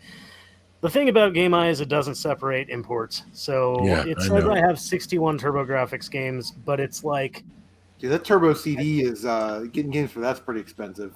Yeah, I was lucky on that one. I think I have 53 TurboGrafx games, and then I have like 8 PC Engine games, and then I have 1 Turbo CD game, which is Cosmic Fantasy 2, just because I needed something to play it with, so I ordered that on eBay. Maybe you would know that the TurboGrafx 16 that we got, is that region free? So if I wanted a shooter from Japan, it's no. Not. So you have to get an adapter if you want to do that. Yeah, you can. I've got an adapter on the way, and I've got like 4 Japanese games that are way cheap on the way too. And you can get your shit modded too, but if you want it cheap, just get a PC. You know what? I have an extra PC Engine if you want to make a trade or a sale or something, man. Yeah, I'm sure I have them on emulator. Yeah, but anyways, I do have a PC Engine, but the PC Engine Duo is super nice because you can play American and Japanese discs, I believe, but then only Japanese hue cards, so PC Engine games. But yeah, man, I've got most of the good ones. Ninja Spirit, freaking Blazing Lasers, Legendary Bomb, Sinistron. I was about to say, I like basically all of the pins on the U card for Japanese games are this to American. So there is actually an adapter that flips them. There is one out there. Yeah, you pay out the nose for it. Hardware. You pay out the nose for it, but it is definitely out there. So yeah, I have one. TurboGrafx just almost isn't worth. TurboGrafx almost isn't worth collecting anymore. So, I mean, it's just so expensive. Like these games, right? And the system, like the story of it is like, all of us in Oak City Gamers we're all like we all have our own like small business stuff, right? And COVID hit and we all hit hard times, and our Joel, Oak City Gamers Joel, yeah, see, he's trying to get to a place where he can like, kind of lean up his game collection. He's kind of specializing in certain games. Oh my god. Yeah, And I got a couple heavy hitters. Soldier Incredible Blade, Super series. Soldier Blade. no, I'm saying Soldier Blade's incredible. like Definitely. dude, I have 6 games, bro. That's all I got. But D&D Order of the I Griffin. got all of these off of our Joel because I said, dude, this is the important thing to keep in the family. See, I have that on order right there. An American Bomberman coming. That's coming. Yeah, I dude, have that. That's good shit. Yeah, I have a Bomberman coming, and I have Hard I to have- see Legendary Axe too. see. There's that game I keep fucking playing that I can't get out of my head. Yeah, dude, Galaga is great. Yeah, Dude, this is such Look, a there you go. there you go. Yep. Next That was CM actually, Retro Trade Show that's coming to my house. This Chris, might have you- actually been the first Nah. game I got on TurboGrafx. Oh, here's Yeah, the other one I've been yeah. playing. I've been playing this Legendary Axe. Yeah, Legendary Axe is super fun. Dude, I had a And- fan on Twitch. Just a random person on Twitch This was one. like, "Hey, I've got a couple extra TurboGrafx games that they're extras. Do you want them?" And I was like, "Yeah." And this chick sent me Turrican and Time Force. Turrican, holy shit! Just sent me those games, and I was like, when she told me, and like everybody on chat, all my friends, they were like, "She's not gonna send that shit." She hits me up, asks for my She sent freaking it. message, asked for my address, and she Sent freaking it. sent it right away. And what's funny is I haven't really seen her on much. But yeah, it was super freaking cool. And then, those are the ones in case. I have 3 in box. Nothing super special. So, but yeah, like, fun we're stuff, live man. right now. I mean, I wish I could talk about all the stuff I've gotten in development right now, like just like free with you guys right now, because I'd love your input. But what I'm saying is, like, someone in the world wanted you to have that. I know. That's all I'm saying, Great. Joel. Like, for real. Yeah, Someone crazy, right? somewhere in the universe wanted you to have those things, and she was like, "Yeah, I've just got like fucking 10 of these things, and I'm giving." She them did. out That to was good her people." story. She said for some reason Yeah. I can't remember why she said she had them, but she had like 5 or 6 copies of each of those games, and she had slowly given them away through the Okay. years because she didn't know many TurboGrafx collectors. And she got on that's my what I'm channel, saying. and we happened to be talking about TurboGrafx, and she was like, "Do When- you have these 2 games?" And I was like, "I've been looking for Turrican." So Joel, when things were cheap, right, and I was kind of flipping and rolling and doing the eBay game, I was making the minimum amount of money before you had to register it on your taxes, and also doing like regular work, right? And I was working at pizza shops, right? And I was kind of making the same kind of money there. I was making like $100 a night almost. And I was flipping stuff on eBay, and I was thrift shopping. I was making a butt ton of money. I actually sold like 2 of these freaking TurboGrafx systems, like not being able to test them or anything, and the internet being kind of young and not knowing how to like test them properly, and not knowing that a Sega Genesis plug would work on it, right? Essentially, Right. I first played mine. yeah, right. And like that was I think the first time I ever got one of these, and I actually tested it with the game and I flipped it. I think it was with Keith Courage, and the console looked terrible, and I flipped it, and I remember getting like 4 times what I paid for it. And then the Wii got big around that point, and so I was doing really good. I wasn't playing a lot of video games. I was playing 360 a lot. But I remember like handling a couple of these things and being like, man, maybe I should hold on to one of these. And like, just these little thoughts that I keep in my brain somewhere along the line. I'm like, yeah, I kind of regret not holding on to, some of these deals I had picked up over the years. Like when I was like really flipping and selling. And Same. well, and I'll be real, like there's like when I was doing depression glass, like in the late 90s, early 2000s, that was what I was like, that's what got me into thrifting, actually. Depression era glass or uranium glass and stuff like that was kind of this big business at that point, and I got into it. I remember collecting like 2 or 3 versions of video games and records and a bunch of other stuff, and I remember selling them and redoing them and like having an inventory. Right, my dad was real proud of me back then, and he was like, it's amazing how you keep having this inventory of things to sell, right? And I kind of wish like YouTube was around back then, because I probably would have done what people are doing now and making it about the money. But I remember at some point I went to college, and I stopped doing all of this stuff, and I thought, like, that's beyond me now, right? And part of the reason why the channel happened the way it did was because I realized that was an intrinsic part of who I am. Like, I'm cheapskate in many ways, and if I'm gonna buy, Final Fantasy VII, I'd rather pay $1.50 for it, which I've done twice. I think once in videos and once recently afterwards. You know what I'm saying? And like, I have a bunch of really great versions. Like, I bought foreign games in thrift shops, like in Goodwills. And like, how did that happen? It's because I live in this weird technological nexus of North Carolina, like the most northernmost area where all the rich kids are. And I'm right on the edge of that. And oh my God. Yeah, I remember that. Sorry. Oh yeah, I remember that shit for sure. oh my God, holy crap. But No, not I a totally Turbo remember that. Graphics. I didn't Yeah. know. You know, it's so crazy. No, I grew up in the I thick knew of I knew a things. dude. No, I knew a dude who won a freaking it was like a master system in 12 games on a ticket at a Toys R Us. That's crazy. I didn't know anybody with the Turbo Graphics. I didn't know really anybody with Sega stuff. I had a couple cousins in San I knew Diego one that guy. were into Sega stuff. For some reason, the Bay Area in the 80s was strictly Nintendo. It was Nintendo, One guy. Nintendo. Yeah. We had this guy that lived in our neighborhood. His name was Mike Burns. Mike freaking Burns, man. Single kid. Both his parents, like, were professors or whatever. And he always had everything. Like, he had like cinder blocks in his basement that they put plywood down, and he built like a Lego city. But he had a TurboGrafx 16, and I found one on Facebook, or maybe OfferUp, 6-7 years ago, and the guy wanted $65 for it, and it came with TV basketball or football and Keith Courage. Well, I'd never played it. I thought it was cool that I had it, but I never played it. So I traded it to RetroHack for a bunch of limited run type games and a bunch of other stuff.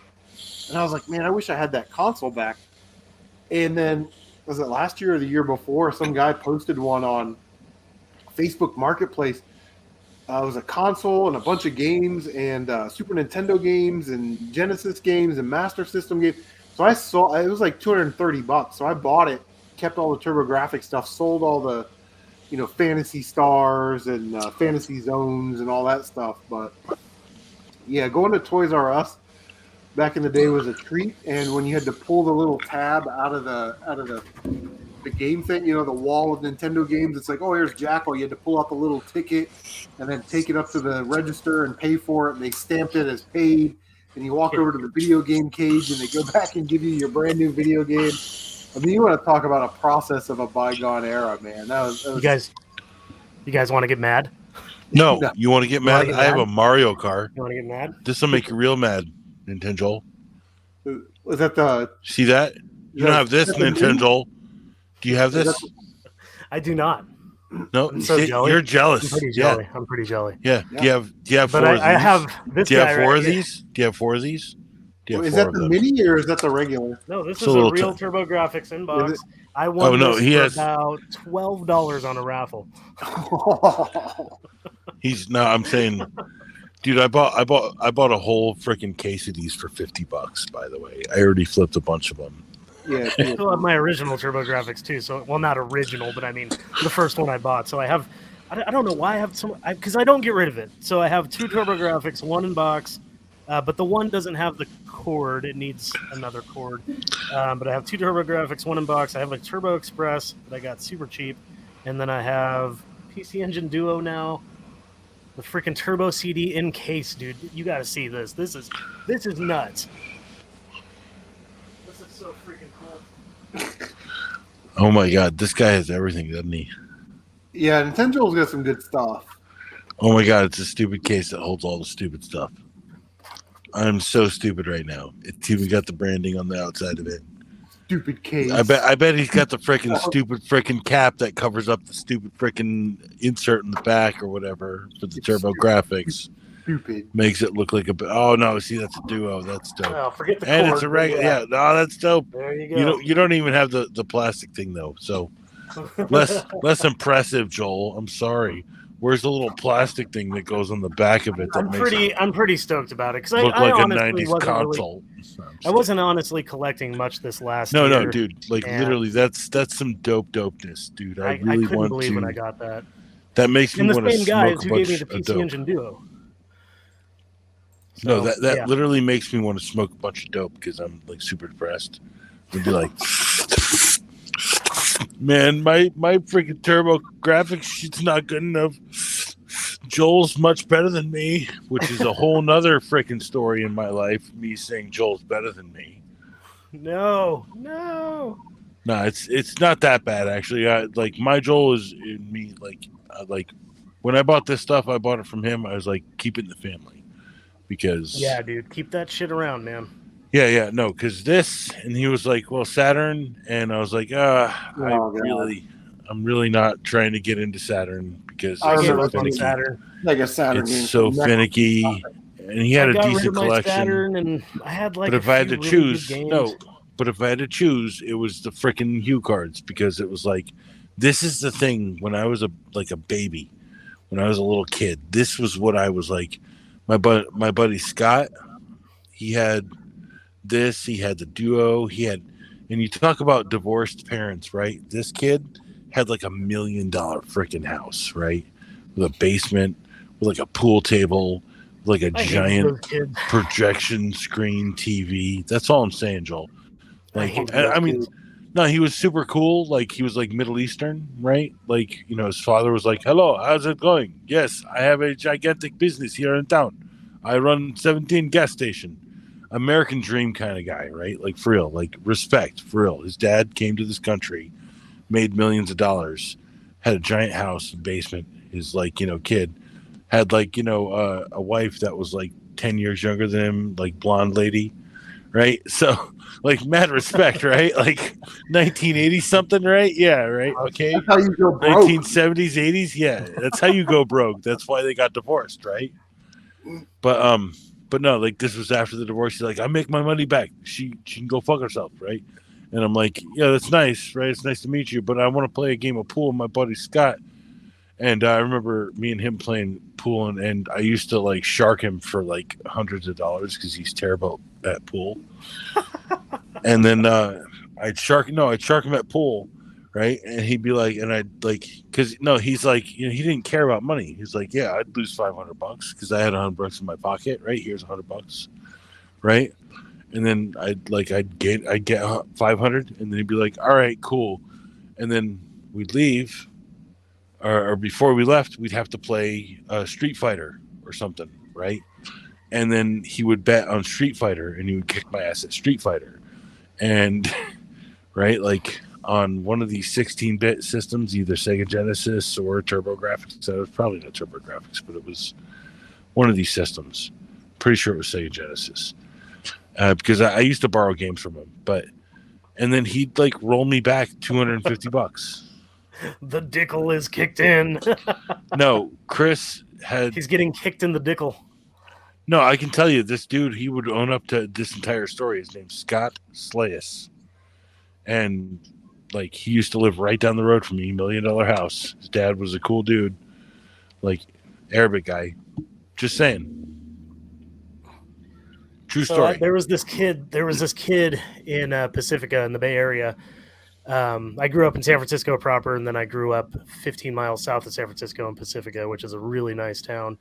And I lived in a pretty good neighborhood. I mean, we were just middle class, but we lived in a pretty good neighborhood. And but up the street from us, our street was really, really long, and at the end it curved around, and then it came all the way back down, which was another road. So it was Moana Way, and then it curved back down to Brighton Road. Well, I knew this, and as you went up the street, the houses just got more and more expensive. We lived at the bottom of the street, but these houses got more and more expensive as you went up. And right at that turn, right where it turns into Moana Way, turns into Brighton, my friend Steve lived there. And this motherfucker, man, his parents had like the nicest house, like the basement, 2-story, just huge ass, beautiful house. And this motherfucker had every Transformer you could possibly imagine. Yeah. Anytime a new Transformer came out that you were drooling about, that kid already had it.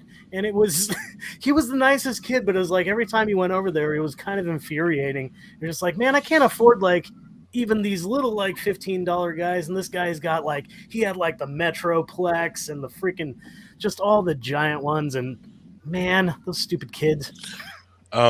I gotta say real quick, that was my brother. Actually, I got he him had the one that had the train that went on I had the that track. one. It's right? The Omega giant one? Supreme. Yeah, Omega Supreme. Yep. And, I had 2 big Transformers, and one of them is this one. But this is dude. My this is brother the had like re-release, though. I do have Trip. yeah. He had that one. Yep. Yeah, I got it had that the brand new for motorized stuff. Christmas. So yeah, he got that for Christmas. I was into GI Joe, so I actually still have. Me over too. Here. No, hold on. I was both. I have. I got a space shuttle twice for Christmas for GI Joe. I got the Damn. one with the You know launcher. how much that is worth now? Yes. Yeah. Dude, it's still over there. GI It's still Joes over there. Wait, you still have it? Yeah, it's right over there in the attic that I live Okay, in. now essentially. you're better than me. We have literally switched because No, I have- would no, I trade- have- I would I have- trade my TurboGrafx CD for that. Dude, man, you follow me on Twitter, OCG Matt. It's actually no, it's called Matt's Desk now. That's right. I started Matt's a new Desk. show. Yeah, that's my new show where I talk about stuff. That Oh I shit! care about. What we Oh got? damn! Look at that. Yeah. No, That's see, awesome. Chris, I already knew that I respected you for reasons other than the fact that you have authority. Yeah. That has a particular connotation, right? No, I love this guy because like Chris is always willing to just talk. He's yeah, look at him. He's What you do ready with to go in. Transformers in your own home is your own business. Later, secondhand toy dealer. Have a good Chris. one, man. Thanks for joining. Secondhand toy dealer. I love that guy. He does good Am I lives, or he subscribed to does him? good All right, I'm channels. gonna go No, check him he out, has too. good Let me go channel. see. He does good Let stuff. me go see if I'm subscribed. I love it when he like kind of rants on in his videos. Like I'll be doing my wash or something, and he's ranting about something in a video. I really enjoy that. I'm still missing parts for my Unicron. Hey, CM Retro, you need to do those not videos subscribed. like slow No, mo, I am. right? Like or stop motion, right? Like there it is, right? Toy freaks, right? Yeah. Yeah, ladies do love the Ohio accent. Only toys, freaks, Onlyfigs.com. only figs, freaks. How many Switch games is that being? Okay, so this sucks.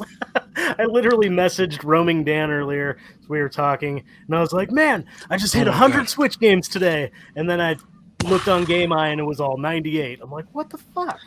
And You then I said- remembered that I sold a couple Switch games recently, but it was missing a Switch game too. So I'm at 99, but I have 2 copies of Grandia HD, so I have 98. You said the magic words. You said Roaming Dan. Roaming Dan, the Nomad Man. He is Roaming Dan, madman, The Nomad Man. the Nomad Man. Yeah, he's roaming, so he's a nomad. He's Dan, so he's a man. Damn Dan. Muffin Man. The damn muffin man, the roaming man, the nomad man. Chris, your volume is really low. No, that's because we're talking. Or just come closer. Come closer. Come closer. Tell you. There is another CM Retro Wait, streaming right now? game ring. Mr. Kennedy. Is that Uncle Strange? Kennedy. Oh my goodness. Howdy, I howdy, miss howdy. Uncle Strange. Strange, man. Love Yep, that guy. 98 Switch games. That means I have to buy 2 more. Oh, but you guys want to see what I got today? Dude, somebody came into our game store, which is literally down the street from me, 2 blocks from me, same road and everything. Somebody came in today and turned in like, I think it was like 50 games, and it was all limited run Switch games, almost all of them. And I picked up 2. Check these out. Did you get Shantae and the Pirate's Curse? I want to play that. I bet he got Doom 64. Yeah, Uncle Strange. Good to see Uncle Strange. I typically don't like people from Canada, but I like Uncle Strange. They had this so mispriced. I have no problem with no idea People why. from Canada. Why I thought you this do? is what it went but- for. Okay, go ahead. Raiden 5 for $25. That thing's worth like 60 or 70. I was like, what? Okay. So grabbed Raiden 5, which is the director's cut. Freaking Yeah. awesome looking. The So PS4 cool. version of the director's cut came with a soundtrack. This did too. It's got a mini disc, which is so badass. And it's got a little concept art. I've seen this. Concept art, like little instruction Yep. booklets. Pretty cool. And then this one, dude, I'm so stoked. I never thought I would find this. But Cthulhu Saves Christmas. Nice. Yes. Nice. So Dude, freaking actually stoked, dude. that's one that I want to buy at some Yeah, point. I but didn't think I would ever find this. I but actually- this guy turned in like 50 I have a freaking digital. games, and probably 45 of them are limited run. But I have that digital and Cthulhu Saves Christmas. That freaking game. Is it good? That it consumed a big portion of like a month of my life Nice. when it came Good to out. hear. Good to Because hear. whenever anything like Lovecraftian comes out, like that's kind of like a cue for me to check it out and see what the hell it's about. Nice. Call of Cthulhu is actually a game I recommend to get on. I just got that on Xbox, PS4. that's- I looked for that's a cheap game Dude, that is uncommon. on and it's like an updated version on PS4 too. Yeah, No, but that game I'm- is like a $10 game, and I was looking for that for months. And Yeah. actually, right down the street, I went in one day and was like, "Holy shit, it's right there for $10." Dude, definitely a good Right. game. I honestly like if you want to do a video about a game, that's a game to do a video about. No one's done a video about that game really. Oh, really? All right. Like there's people who've done a video about it, but like a good video, right? Like a comprehensive video that goes over stuff, because like when I played it and I got stuck on things, right? I would look it up and then I'd have to like search through things. They wouldn't have annotations. They wouldn't give me a good you know what I'm saying? They weren't Yeah. using the tools for YouTube essentially Right. to make the experience better for someone who was saying, "Hey, what is Call of Cthulhu about?" Right? Right. And then finding distinguishing the difference between the upgraded version and the old version, two different things too. So Okay, I got a couple things here for you. First of all, have you heard of The Shore? The Shore, yes. There's a dude, if you just look up The Shore and like gameplay or something like that, there's a dude, I think it's like IGP or something like that, does a playthrough of it. Dude, it is one of the greatest playthroughs I've ever seen in my entire life. I don't even like first person games. Yeah, Can look you up The can you Shore. share that in the channel? Yeah, let me you see have if I can find it. you have a wrench, I'm sure. Let me see. The I hope you have a wrench. Shore Playthrough. Let me see. It's IGP. Yeah. So Uncle Strange, I'm sorry for the way that Chris acts. and I have to answer When they somebody's do. question on there too, but yeah, this might have been the first one I watched of his, but he has like a multi-part one where he goes through the whole game, but here it is. Let's see. Like you should be able to share it, I hope. Paste. Oop. There you go. And then let's see. Computer Blue said, Joel, I love RPGs as well. PS1 RPGs are my favorites. Love the Vandal Hearts series. Oh, that's funny. I just got Vandal Hearts 1 again. Which ones do you love? We were just talking about Parasite Eve 1. That's one of my favorite RPGs of all time. Share that in this chat, or Man, there's so many. I mean, just my shelf. Yes, I consider Castlevania Symphony of the Night an RPG. It is. It's just an have to action look it up. RPG, and it's one of my favorite games of all time. I love the first Persona. I really do. I know it's Oh flawed, crap! but I'll be right back. Sorry. cool. Guess I'll have to Time. talk about RPGs. Yeah, Persona, Parasite Eve. I'm one of the few people that loves Dragon Warrior 7. Final Fantasy 9 is one of my favorite Final Fantasies. Of course, Valkyrie Profile. I love Valkyrie Profile. Such a good game. Side scroll view and the freaking getting souls for the apocalypse is fucking amazing. It's so good. Yeah, pretty much any RPG. The Wild Arms games. I love Wild Arms. So let's see. I'm right here. Nice steal. Thank you, dude. That Raiden 5 for 20. What was it? $25? Shit. Where did I put that? Yeah, it says $25. Hold on. I want to look it up just to make sure I'm not completely full of crap. But I think Raiden 5 on Switch. Yeah, it goes for $70, and they had it marked at 25. What the hell? They had everything else marked correctly except for that one. Okay, so let's see any other comments. Can you drink one of those Bud Lights like Stone Cold CM? He's gonna get his Transformers all sticky if he does. Are Canadians too apologetic for you, CM? Nice. I picked up Persona 1 when it was $60. That's amazing. Oh man, mine is a stupid story. I got mine years ago. I got Persona 1 and 2 at the same time because it was the same seller. And I messaged him because one of them had damage. I think it's Persona 2 has some damage on the back and it doesn't have a manual, but the disc is perfect. And then Persona 1 was perfect. And he had like $90 for both of them. I was like, hey, dude, would you take $80 for both of these? And he was like, sure, plus shipping. I was like, hell yeah. And now look at those two stupid games. Oh, Lunar, also amazing. Arc the Lad.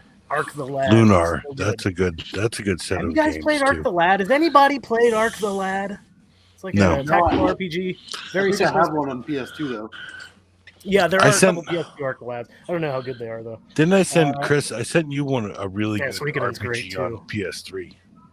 Suikoden is a great game. Heavenly Sword. Oh yeah, I haven't played that one yet. I heard Yeah, it was yeah. good. Never played a Raiden game. Yeah, someone actually when you did the video, someone was like, "Yo, this guy did you a solid by giving you that game." Yeah, dude, no, I agree. It's a pretty good game actually. I played it for not long enough to actually enjoy it, but for real, I got to pick and choose when I put my time and effort into a grindy ass game. I'll go back to what Mario said. Yakuza Like a Dragon. I could drink a beer like Stone Cold, but I think he wastes 90% of those beers.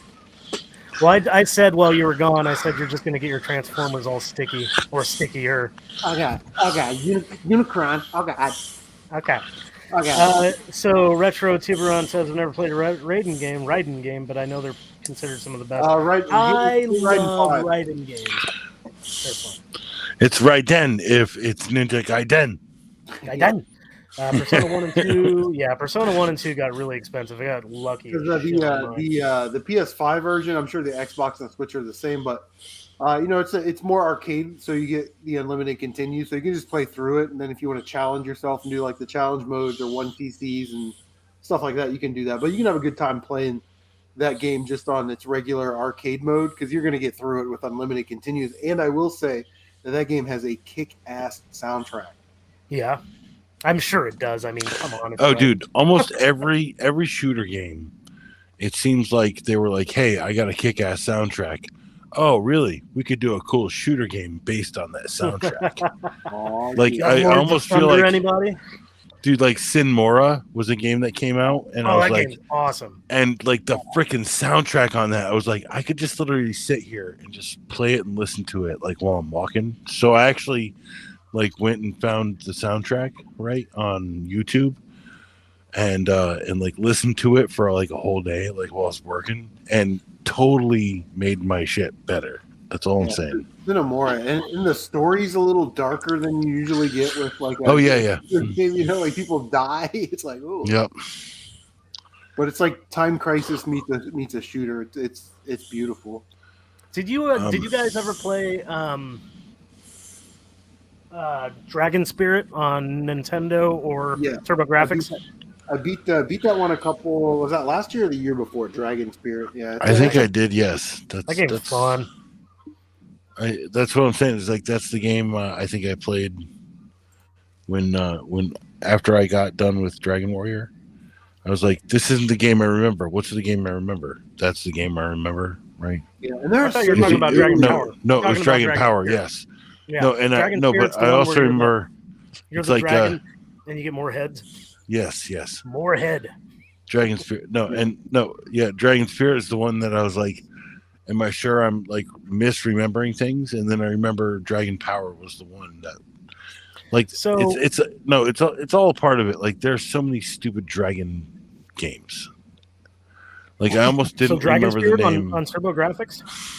Get it on Kung Fu. TurboGrafx. You have a TurboGrafx. Get Dragon Spirit on TurboGrafx. It's so much better than the NES version. Yeah. So And much I better. like the NES version. And you know, I do crazy? too. There are so many really good shooters I on the don't. NES that are like I don't 20 like bucks Dragon on, Spirit you know on what I mean? NES. Like the Gradiuses and the Life Forces, you know. It was just so Dragon hard. Spirit, Abadox. So, Computer Blues Was it- asking, is that other Switch game you got, Joel? Was that an RPG? That Oh Was it- yeah, the Cthulhu game. I'm pretty sure it is. It sure Wizards looks like and it. Warlocks. That's what I like Yeah, on the here, let me NES. see if I can get some Sorry. screenshot up there. Oh, hold on. I'll go. Yeah, it's like overhead. I mean, it looks like an RPG. It could be an adventure game, but it sure looks like one. That's it. We just saw Chris. And that's it. Yeah, see if you can blow that up. Blow it up. Blow it up. Explode it. But yeah, it looks freaking awesome, and it's just one of those weird limited run games that I meant to get and just kind of forgot about. So Yeah. You see, it like, does not say specifically that it's an RPG, but there's text and dialogue, and it looks like selectable items. So if anything, it's an adventure game. It looks RPG though. I'm going to tell you, this second picture looks like a combat scene, and does look like an RPG. Hey, Computer Dude, it Blues looks asking so how much? cool. How much is that game? Yeah, and then he says, Computer Blue saying shooters make me rage quit, and then Me too. Metal Jesus. me loves too. shooters. Yeah. Here's the No, thing. they with make me do it too.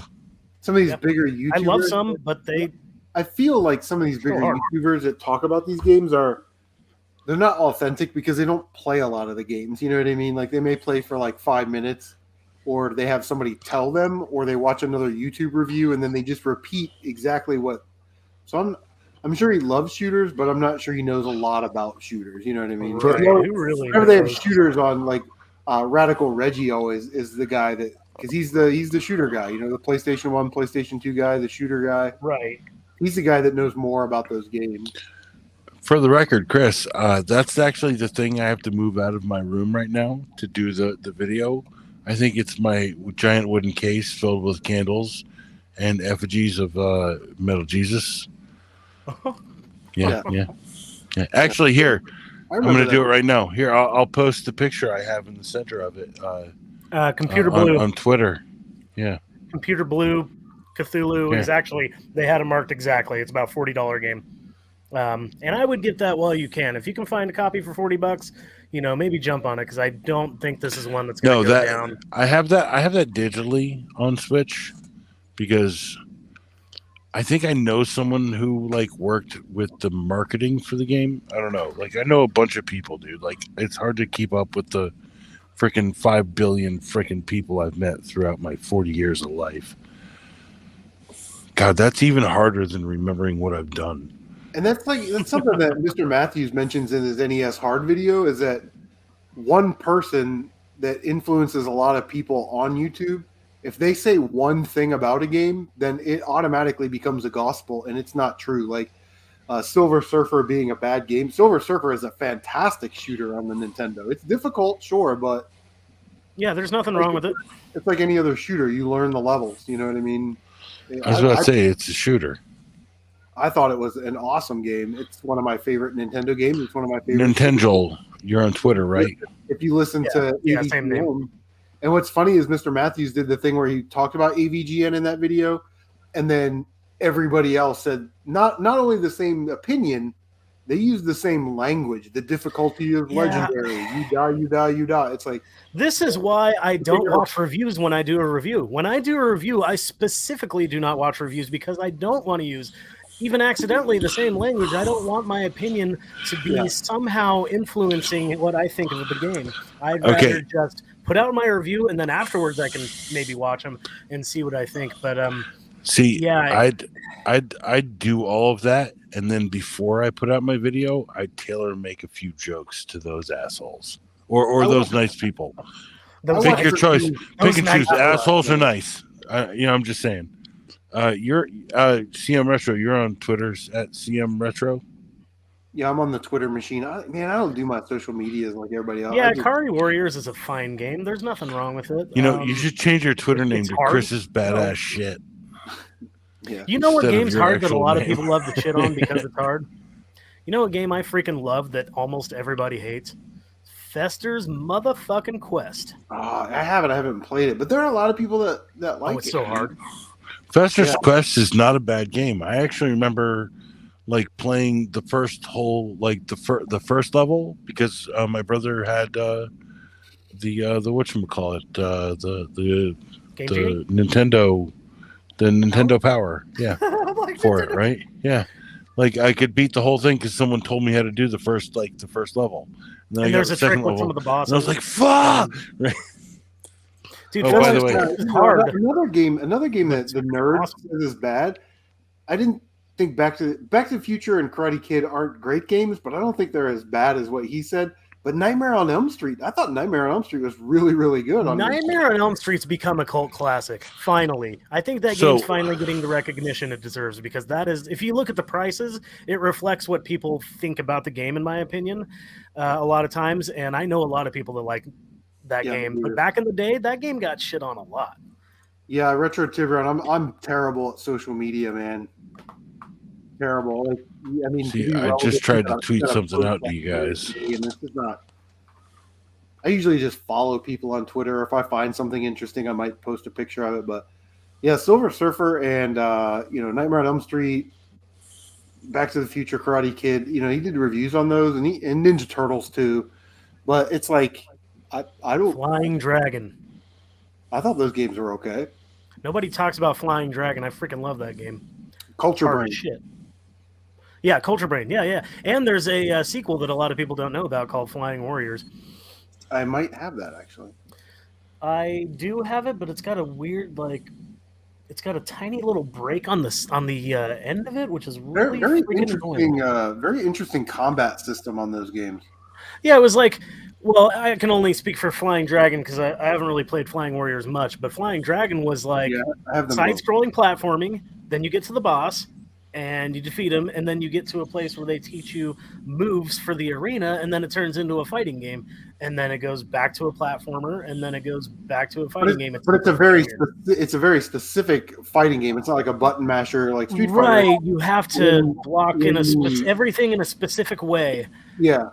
And it's really rewarding if you actually put in the time. Well, like OGC was saying when Matt was talking about, you need to play a game for a whole day. That is a great example. If you play Flying Dragon for a whole day, you're going to get real good and you're going to get real far. But if you just play it for 10 minutes, you're going to be like, screw this game. This sucks. It's impossible. Because the controls are weird. There it is. You press up to jump. There's my tweet. It's official. You guys go to Matt's desk at the XO on Twitter, and you can print out your own copy of my shrines. This is what I worship. I have a little cabinet right here. That is amazing. It's my Metal Jesus shrine. Okay, you just go there, you save the picture to your phone, you print it out at your local Kinko's if you're a gentrified person, right? For real. And then you start your own. All it takes is a small cabinet. You go to the thrift store and you buy 10 candles and you light as many candles, and then you will get 2,000 games. You will get games, bro. You'll get so many. You'll get 2,000 games in like 2 years. So you'll get so games sold. For real. 4 Business is asking about Pokemon Black 2. Should you wait? I say don't buy any. I'm just kidding. I say start a shrine and pray to shrine instead. Pray to the Metal Jesus. because Don't buy anything Pokemon right now. Good lord, it's so expensive. I cannot believe how poke much this Pokemon month. games are worth. Poke this this month. man. Great question. Computer Blues asking on a scale of 1 to 10. What's your score on the Stubbs remake? 10, I'm assuming 10 is like the best game ever. So the Stubbs the Zombie remake, it's not really a remake, but it's out on PS4 and Switch and Xbox. It's been out for like a year. Sorry. I hope you're laughing at the same thing I'm No, laughing I at. am. I am. Gee, No. well, first of all, No, Metal okay, Jesus first is off, no big no, deal. Metal Jesus, no, hold on. Jesus Metal is no Jesus, deal. Metal You Jesus stomp- is the one. He is the No, no. Jesus of he's the Jesus of the community. You were talking No, about no. the venerated drunken master Paul. You were talking gonna about the say- venerated the You venerated stomp on Metal Reggie. Jesus. You're talking foot about the and he venerated Kinsey. Yeah, no, I'm going to No, say we kicked their ass. they wouldn't That's- do. Yeah, I think we like can. no, I would tell you for real. We would show up with like baseball bats that had freaking I think we're a little too old school. Yeah, we'd probably show up with brass knuckles and they'd be like, shit. Yeah. No, I would have the no. You know Does that the guy have a knuckles from flamethrower? the freaking the Constantine movie where he beats the crap out of the demon with the knuckles. That's what I'm talking about. Yeah. the Stubbs, it came out a year ago. I didn't know it I as a game. forgot about that. Dude, what a good game. I forgot Original about the and thing. I saw it remake. today. One of the games they got was Toe Jam and Earl Remake. I totally forgot Oh, about that. hey, I know, right? For real. And no, here's another thing. You were talking about Switch games. I bought freaking Doom 64 the same day I bought Doom 64, and I paid half the price for freaking the N64 copy. Right? That's hilarious. Just like See, I if bought see a game that's Star if I see Wars a game Racer now- new in box for $30 the same day I bought it for $60 or $40 or whatever on limited run. See, if I'm there's just a like- version of the game that has now come out that is technically better and in HD, I'm going to get rid of my old one. I just did that with Grandia. I got the Grandia here's the thing HD with collection, Stubbs, though. ditched The Stubbs the Grandia. Zombie remake on PS4 is not a remake. It's not a remaster. It's basically the PC or the Xbox port. The game crashed 3 or 4 times during my stream, and I looked it up, and that's a common problem with that game. But it's one of those things where it's like, it is a GameStop exclusive. You know what I mean? So I've been thinking about actually taking mine back because I do own it on the original Xbox. I love Stubbs the Zombie. I think it's a fun, That's rough. awesome game. They did add a 2-player co-op, which is kind of interesting, but it's not like upscaled or they didn't add, extra abilities or anything like that to the game. It's basically the same game, but brand new on the PS4 for $20. I mean, you kind of weigh the good and the bad there. Did any of you? Tibron says CM strikes me as a guy that would hide brass nuts in his trunk. Yeah, and then I'd make you get them, baby. Matt is moving Chris, like Matt's don't. Seriously, don't. Seriously. Chris,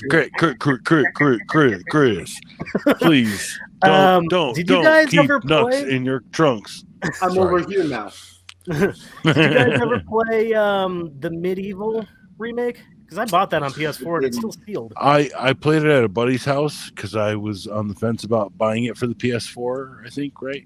PS4. Yeah, PS4. Yeah, I have them on and the I PS4. still haven't bought it for PS4, but I decided after playing it that I was going to buy it.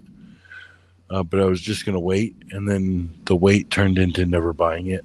So, yeah. So was it good, bad, ugly? Yeah, it was okay. It's what I remember from playing the PS1 game at my buddy's house growing up.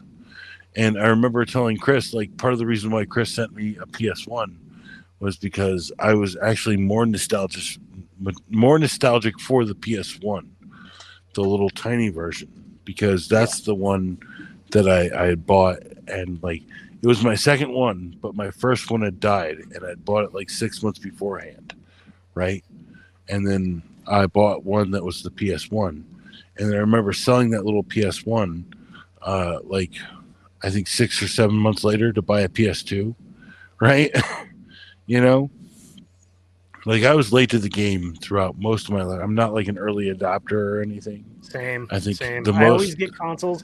I always get consoles when the new console comes out. I got my PS3 when the PS4 came out. I got my PS4 right before the PS5 came out. Like, yeah. I early adopted a PS3 and I got bit in the ass for that. right? I early adopted an Xbox 360, and I get bit in the ass and bit in the ass and bit in the ass, and then bit in the ass by that. It's a And lot of ass biting. yeah, and then I got I think the last thing I bought that was Have to get Metroplex or like Omega. yeah, right? Omega No, for real, yeah. Ass. No, I got tripleplexed, right?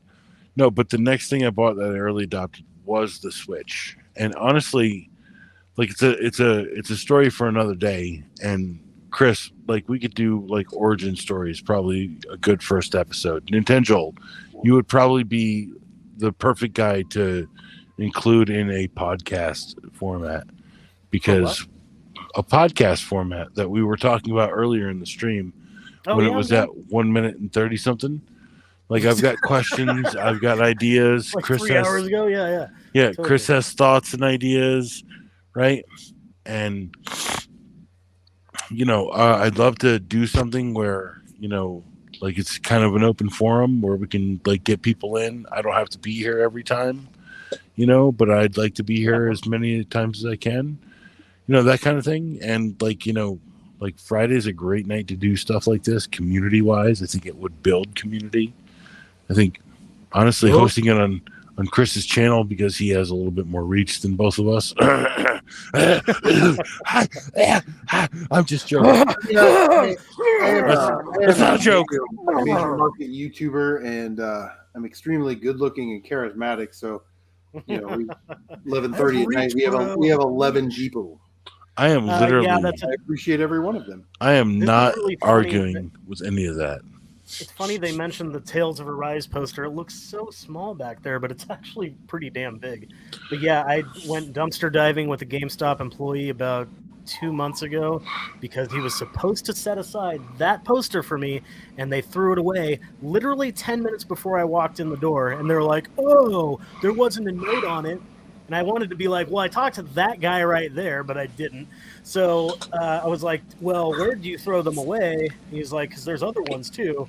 And I was like, hey, will you I don't know, I'll give you a tip if you walk me down to the dumpster. He's like, all right. So he walked me down to the dumpster. We had it. They were right on top. And so I have a Metroid Dread 4-panel poster that is literally the size of 4 of those put together that I got for free.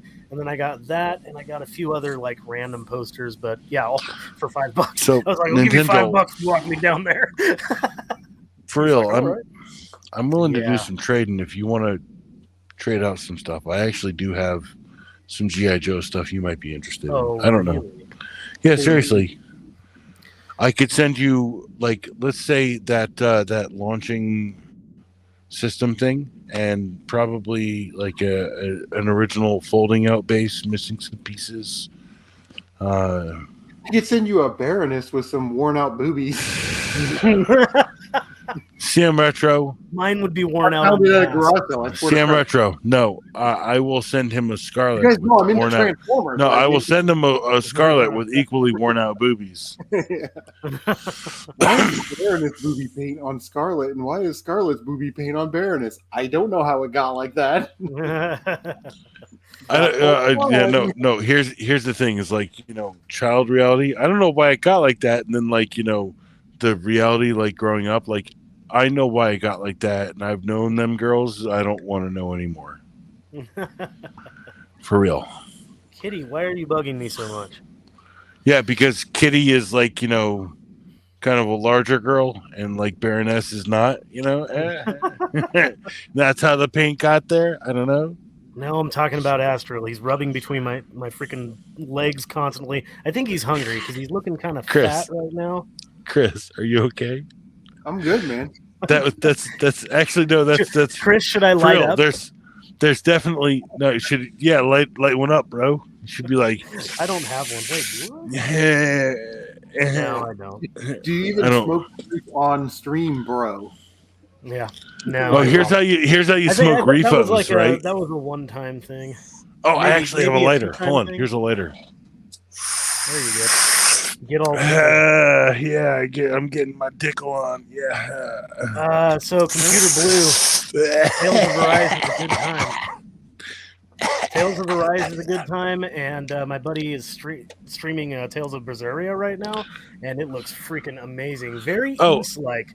I gotta say, those newer Tales games are like Dude, Tales Ys games wannabes, are always or vice going versa. to hook you. Those are hook games. Those are games that hook people. They are fishy JRPG games. They make you want to know more. Something smelling a little fishy around here. Oh, actually, no. My next tattoo is going to be this. It's from a fishing Japanese game, right? And it says Definitive Edition in Japanese right there. I got it like scheduled for next month. I'm going to go get it. It's going to be great.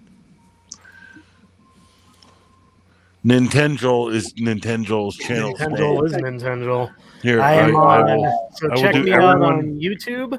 Check I me will out do everyone a on favor. Twitch, also Nintendo. I'm on Twitter, Nintendo. I'm on Instagram, Nintendo. Nintendo But if you go to is TikTok, I'm whole ass grandpa. whole ass grandpa. Okay. Whole ass grandpa, but I'm not a grandpa. But And his name that's my isn't Joel. It was Harry, but Harry Ness wasn't rolling off the tongue, so he went with Nintendo. Harry Butt Whisker. Guys, we are crawling up on almost 4 hours. So I'm No, gonna go I know. ahead- we're going to go ahead and For shut real. it down. But I was about to Matt, talk to you about that.